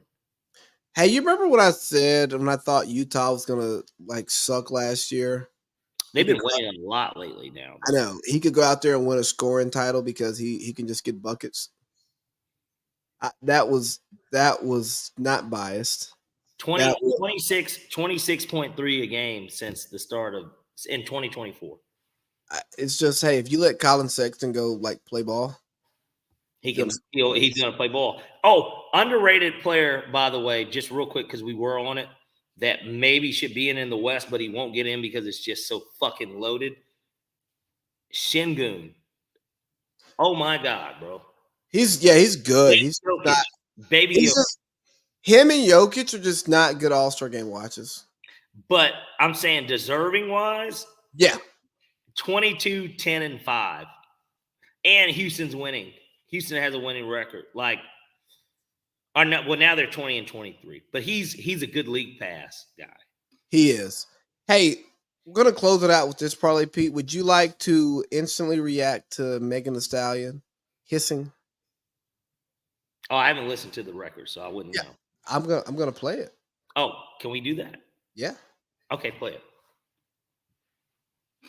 I just want to kick this shit off by saying, fuck y'all. I ain't got to clear my name on a motherfucking thing. Every time I get mentioned, one of y'all bitch-ass niggas get 24 hours of attention. I'm finna get this shit off my chest and lay it to rest.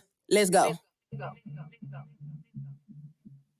And if the beat I feel like Mariah Carey. Got these niggas so obsessed. My pussy so famous, might get managed by Chris Jenner next. He can't move on, can't let it go. He hook nose full of that Tina Snow. And since niggas need making help to make money, bitch, come be my hoe. All of you bitches is wig on the Bible. Talking shit for a no one can find you. I can never be judged by a bitch that was dancing, making R. Kelly go viral. Hey, I'm sexy as fucking, I'm free. I just want to stop this real quick and say she has big slut energy.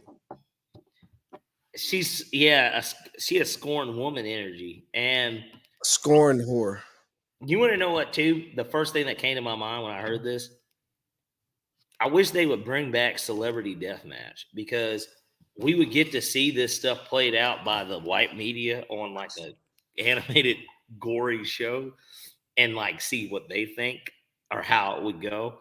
They'd let her win. She'd probably she would stomp on Tori.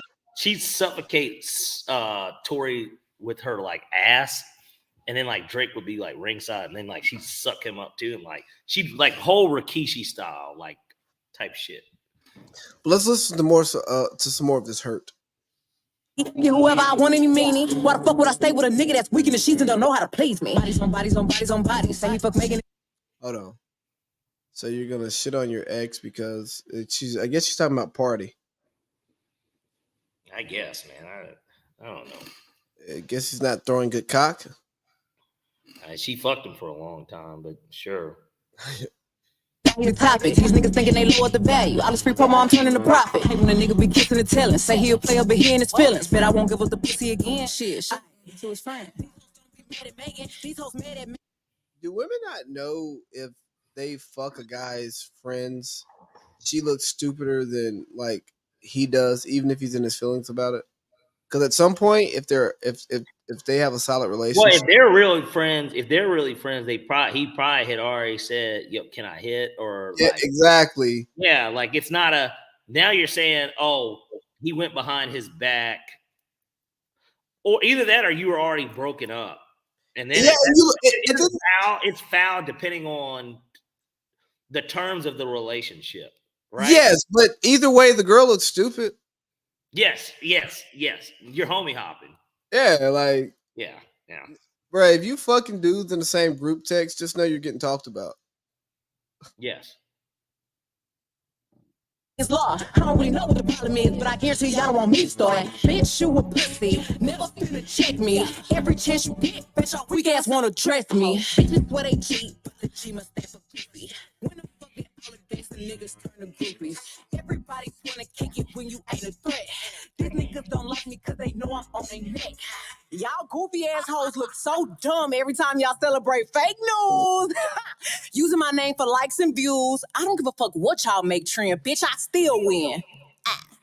Nigga, ain't you here? I ain't scared of dick. Any man go against me, I handle shit. I'm a Teflon Don in the courtroom. They be throwing that dirt on shit stick. All these little rap niggas so fraud. Saying they be they hardest bars. These niggas hate on BBS and be walking around with the same scars. Real curvy, no etching. Niggas fight to get in my section. They don't speak on my bike count if the dick ain't worth coming back for seconds.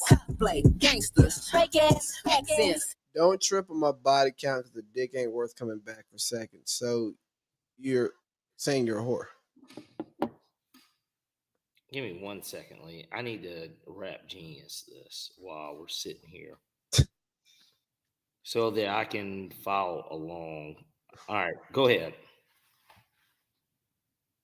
In another nigga hood like a bad pig. I'm a big dog, bitch, can't live since me. Hoes get views when they tryna diss me. Make one move, got them in the tizzy. Killing shit, that's why they tryna rip me. Still going hard with the odds against me. These niggas don't have fans, they bots. These bitches don't have ass, they shots. And they still tuned in if they fans or not. Allegations from the opposition. Bitch niggas just eating it up. These blogs get paid to lie. Y'all talk shit and be broke as fuck. Bottom line is I'm still rich. Making bad and I'm still good. Bringing up who might have fucked and the bottom line is they still would. I just wanna fuck my nigga in peace, but all my old niggas still love me. Niggas ain't hit this pussy in years. Damn, I knew my shit was heat. None of you niggas was wife material. None of you niggas was full of drama. None of you niggas was hitting it raw and mad. I'm not. How's the man wife material? No, she said none of you niggas was what? Yeah, you're right. I guess because she's supposed to be the breadwinner in most of her situations. I don't know. Like, she's not fucking me. So wait. I just want to fuck my nigga in peace, but all my old niggas still love me. Niggas ain't hit this pussy in years. Damn, I knew my shit was heat.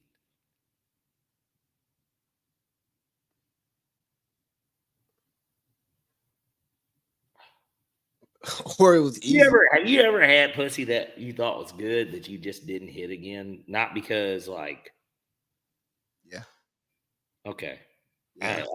I don't know. I just wanted to clarify. Let me tell you, disclaimer to everybody listening.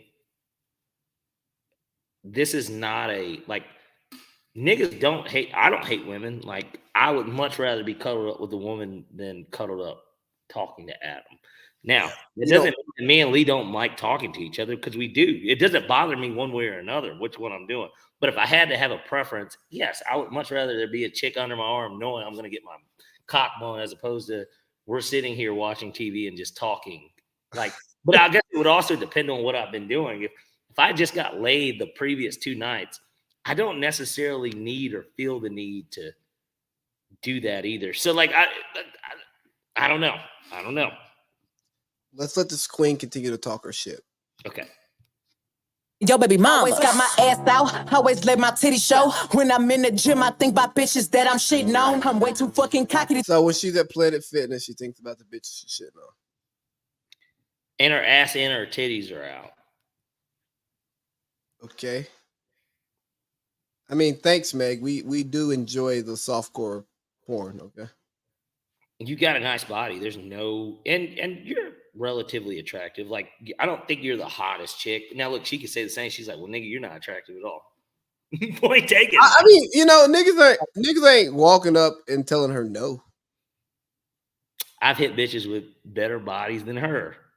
Yeah, real. I don't care. I've hit a bitch with a better body. I know that so it's like, so I'm like, better bodies, better looking, and worse bodies and worse looking. Exactly. Let's let her go. Him back if he been cheating. I can't let none of you raggedy bitches think that y'all my equal. Ever since I claimed the summer, all you bitches want a season. After hoe, why she don't like me, bet she can't give you a reason. You know motherfucking well these bitches want to sound like Tina. Don't you ever grab a mic and think that me and you competing. Hey, that bitch in the walls ain't been there. Post photo names start trending. Why every time one of y'all Z-list hoes do it if you get mentioned? Don't give a fuck who think what. You niggas is type for nothing. On the internet typing that shit to me, write them a letter or something. Say bitch ass nigga, don't type me nothing else. Don't write me nothing else. Download JPay since y'all niggas got so much to say. Or schedule a conjugal visit or something. Dick riding ass nigga. I guess the conjugal visit was for all the Tory fans who don't believe what she says because she's told multiple stories, and they go, "Yeah." This is where having the ability to express your feelings openly and freely to the world sometimes bites you in the ass. This song is going to stream because it rides and it's messy. Does it? It's messy. Does it ride? You know, Megan Thee Stallion hasn't made music that appealed to my ears in a while. Okay. When she started, I like early Megan Thee Stallion. I think she's a great performer. I've seen Meg perform live twice. And I mean, you talk about some good solid mediums. Yeah, she gives those out. Okay. I remember going to a Meg show in Virginia, and guy goes on stage and under the guise of being gay. And then she starts shaking ass, and they're thinking he's gonna do some gay shit.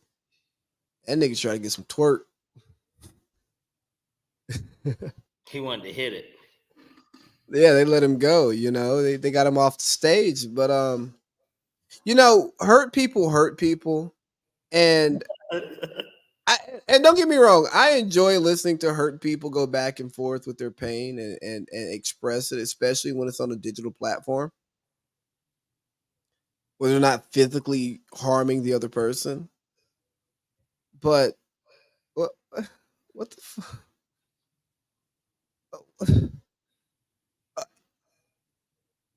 Why do you care so much?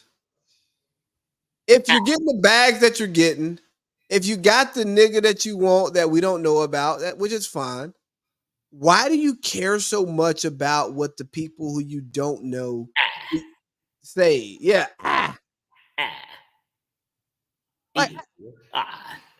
I just don't understand what her end goal is here. That's the end goal. I think that's a great way to end the podcast, man. Hey, Parlay Pete, man, this was fun. Look forward to texting you about Phoenix Suns giving up ass and talking football this weekend. Absolutely, and I appreciate you too with my schedule and whatnot for us to be able to go on to sleep. Man, look here, I'm going to work it for maybe 3 hours tomorrow. I'm leaving at 11. I am taking a nap. I don't care. Well, I appreciate it regardless. Thank you so much, brother. All right, dog. And hey, for the listeners, this podcast is definitely coming out late because I am not staying up and cutting this shit up tonight. I'm going to bed. Salud. All right, dog. I'll holler at you. All right, brother.